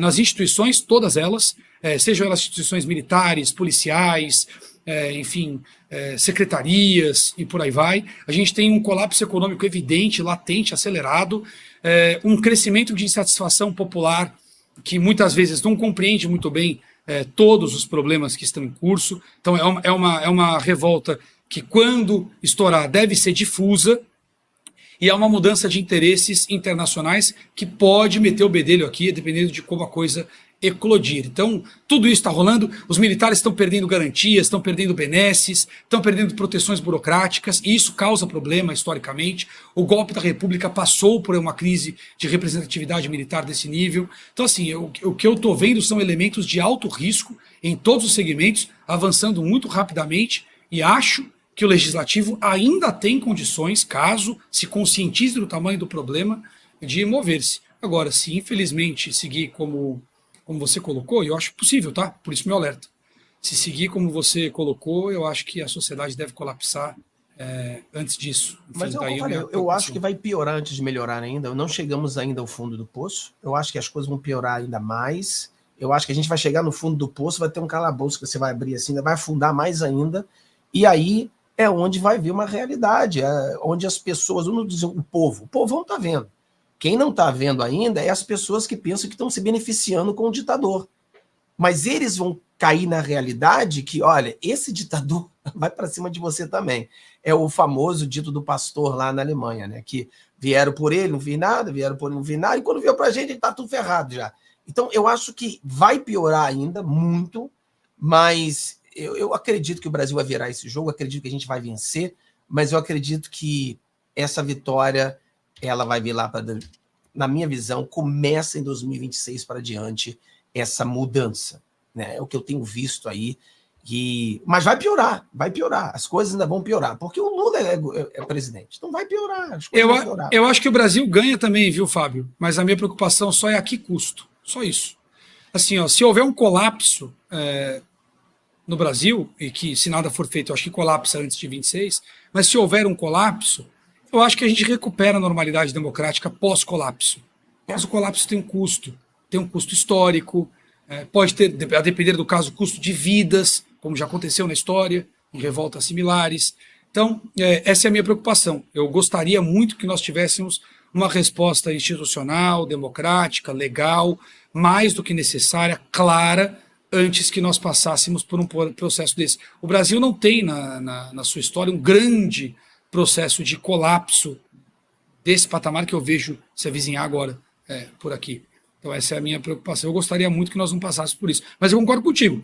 Mesmo que a gente tenha um colapso, né? Eu espero que não, espero que o Congresso reaja antes disso, mas eu acho que o Brasil sai vitorioso desse colapso, porque a conjuntura de interesses predominante, tanto fora do Brasil como no Brasil, é favorável à estabilidade. Essa reorganização das cadeias produtivas globais passa por zonas de apoio, e o Brasil é uma tremenda zona de retaguarda produtiva para vários segmentos. A Europa vai precisar, e os Estados Unidos também vão precisar, em grande medida, de algum apoio brasileiro para se reestruturar, reindustrializar certas áreas e tudo mais. Então, eu acho que por isso eles precisam de um Brasil estável, e ainda que a gente passe por um processo de colapso, a gente deve sair vitorioso. Mas o que eu gostaria muito é que nós não precisássemos passar por um processo de colapso. Daí a meu alerta, minha tentativa de conscientizar o pessoal de Brasília que é preciso cumprir a Constituição e a lei ontem. Por isso, inclusive, eu vou à Paulista no dia 14, agora domingo, às 14 horas, em frente ao MASP, pela liberdade, pela anistia, pelo impeachment, pelo restabelecimento da regra do jogo. Não é muito, mas é o pouco que eu ainda posso fazer. Excelente, meus amigos. Que aula, hein? Eu também apoio esse dia 14, eu acho que é especial. Eu acho que a gente já começou agora, né? O negócio é continuar agora nessa luta. O pessoal no chat estava... caiu aí a live do... Oi, deu uma caída aí, o Mário. Voltou tá me ouvindo? Tô. O pessoal tava gostando aqui, o pessoal, que aula, parabéns pelas análises, o pessoal gosta, né, do debate. É bom que tenham dois pensamentos aí opostos, mas que querem o mesmo fim, né? O Brasil alavancado, o Brasil livre. Não é um pensamento oposto, é uma questão de data. Eu perspectiva. É uma questão de perspectiva. Exato, é exatamente o mesmo argumento. Eu só acredito que tudo que o Diogo falou agora vai acontecer a partir de 2026. E ele acredita que vai acontecer antes de 2026. Isso, mas o argumento é exatamente igual. Exatamente. Tudo que o Diogo está vendo hoje, eu estou vendo 2026 começar a acontecer. E nem vai começar a acontecer. É muito triste, cara. Eu sei. Por exemplo, eu apoio a anistia, né? E tem pessoas dizendo, eu sou contra a anistia porque a anistia, como vai ser a anistia se não cometeram nenhum crime? Aí eu falo assim, eu entendo o seu ponto, mas, o cara tá preso, mano. Então, o cara que tá preso, ele não tá muito ligando se... Ele tá certo, ele não cometeu nenhum crime, não deveríamos ter anistia, deveríamos prender essas pessoas que estão prendendo essas pessoas. Mas, infelizmente, eu quero anistia porque eu quero essa pessoa solta. É isso que ele quer hoje, é ser solto. Então, eu concordo com tudo que o Diogo falou. Eu vou pegar toda essa fala do Diogo e em 2026 eu vou repeti-la, porque aí sim eu acredito que vai acontecer. Ô, Fábio, só para deixar um ponto. E o Mário é testemunha. No ano passado, eu disse que nos 4 primeiros meses desse ano, se a minha leitura estivesse correta, iriam eclodir inúmeras investigações a respeito de emendas parlamentares no país inteiro. Investigue, faça uma consulta rápida em notícias, com a palavra emendas no Google Notícias, entre janeiro e abril. Só isso. Você vai ver se rolou ou não. Eu disse que o Dino seria a figura a cobrar as emendas porque não tem compromisso político. Ele está cobrando as emendas porque ele não tem compromisso político. Ou seja, a cronologia da tomada de poder, por enquanto, está batendo. Daí o meu alerta. Tá rápido. Não sei se chega lá. Mas esse debate é bom, Fábio. Sabe por quê? Porque nós buscamos a verdade. Quando os dois lados buscam a verdade, há um debate. Quando um dos lados, ou os dois, não buscam a verdade, buscam razão, ganho eleitoral, seja lá o que for, popular, tal, aí não é debate, aí é embate. Nós não estamos em um embate, nós estamos em um debate. É propositivo. Isso é bom. A perspectiva é o ponto de vista. Vai lá. Beleza. Diogão, muito obrigado pela sua presença, meu amigo. Enriqueceu aqui a nossa bancada. Espero vê-lo mais vezes aqui. O programa é diário, tá? De segunda a sexta, sempre ao meio-dia. Não tem como errar o horário aí, pessoal de casa. Então, esperem aí mais dias o Diogo voltar aqui para que a gente possa debater mais assuntos relevantes, importantes para o nosso Brasil. Muito obrigado, meu querido, pela sua presença. Imagina, eu que agradeço. Foi uma satisfação estar aqui com vocês. Satisfação, né? Prazer não pode mais. Uma satisfação estar com vocês aqui. Fazia tempo que eu não trocava a tela com o Fábio, né, Fábio? Fazia um tempinho que a gente não cruzava por aí. Foi bom. O Mário já tá cansado de me ver, né, Mário? Não aguenta mais. Enfim, agora só domingo, o de sexta-feira, agora a gente deu um tempinho. Vamos esperar a nova temporada. Né? Então é isso, uma boa tarde para todos. Hoje eu tenho um monte de live, hein? Hoje eu tenho uma participação na revista. O que é o nome da revista, gente? Oeste. Esqueci o nome. Não é Oeste, não. Como é que é o nome da revista? Acho que é Exato. Revista Exato. Que é lá do pessoal da Gazeta do Povo e tal. Então tem um papo lá. Depois eu tenho o Fator Político BR hoje, no Conexão 011 News, com a Rose Barros. E na sequência eu vou fazer mais 3 lives consecutivas. Uau. E a terceira é aquela minha curtinha que demora 2h30 a passar todos os assuntos. Hoje vai ser um dia extraordinário. Haja gogó, meu amigo, haja gogó. Então, se você quiser me acompanhar, meus canais são Diogo Forjaz, qualquer rede social, inclusive no YouTube, live todas as noites a partir das 20h30. E se você quiser me acompanhar mesmo, aí se inscreve lá no meu Telegram. Aí lá eu posto o link de todas as lives que eu vou, inclusive essa aqui tá lá também. Fechou? Amigo, muito obrigado, viu? Obrigadão, Diogo. Prazerzão. Aí Valeu. Não pode falar prazer, né? Porra. Não pode falar.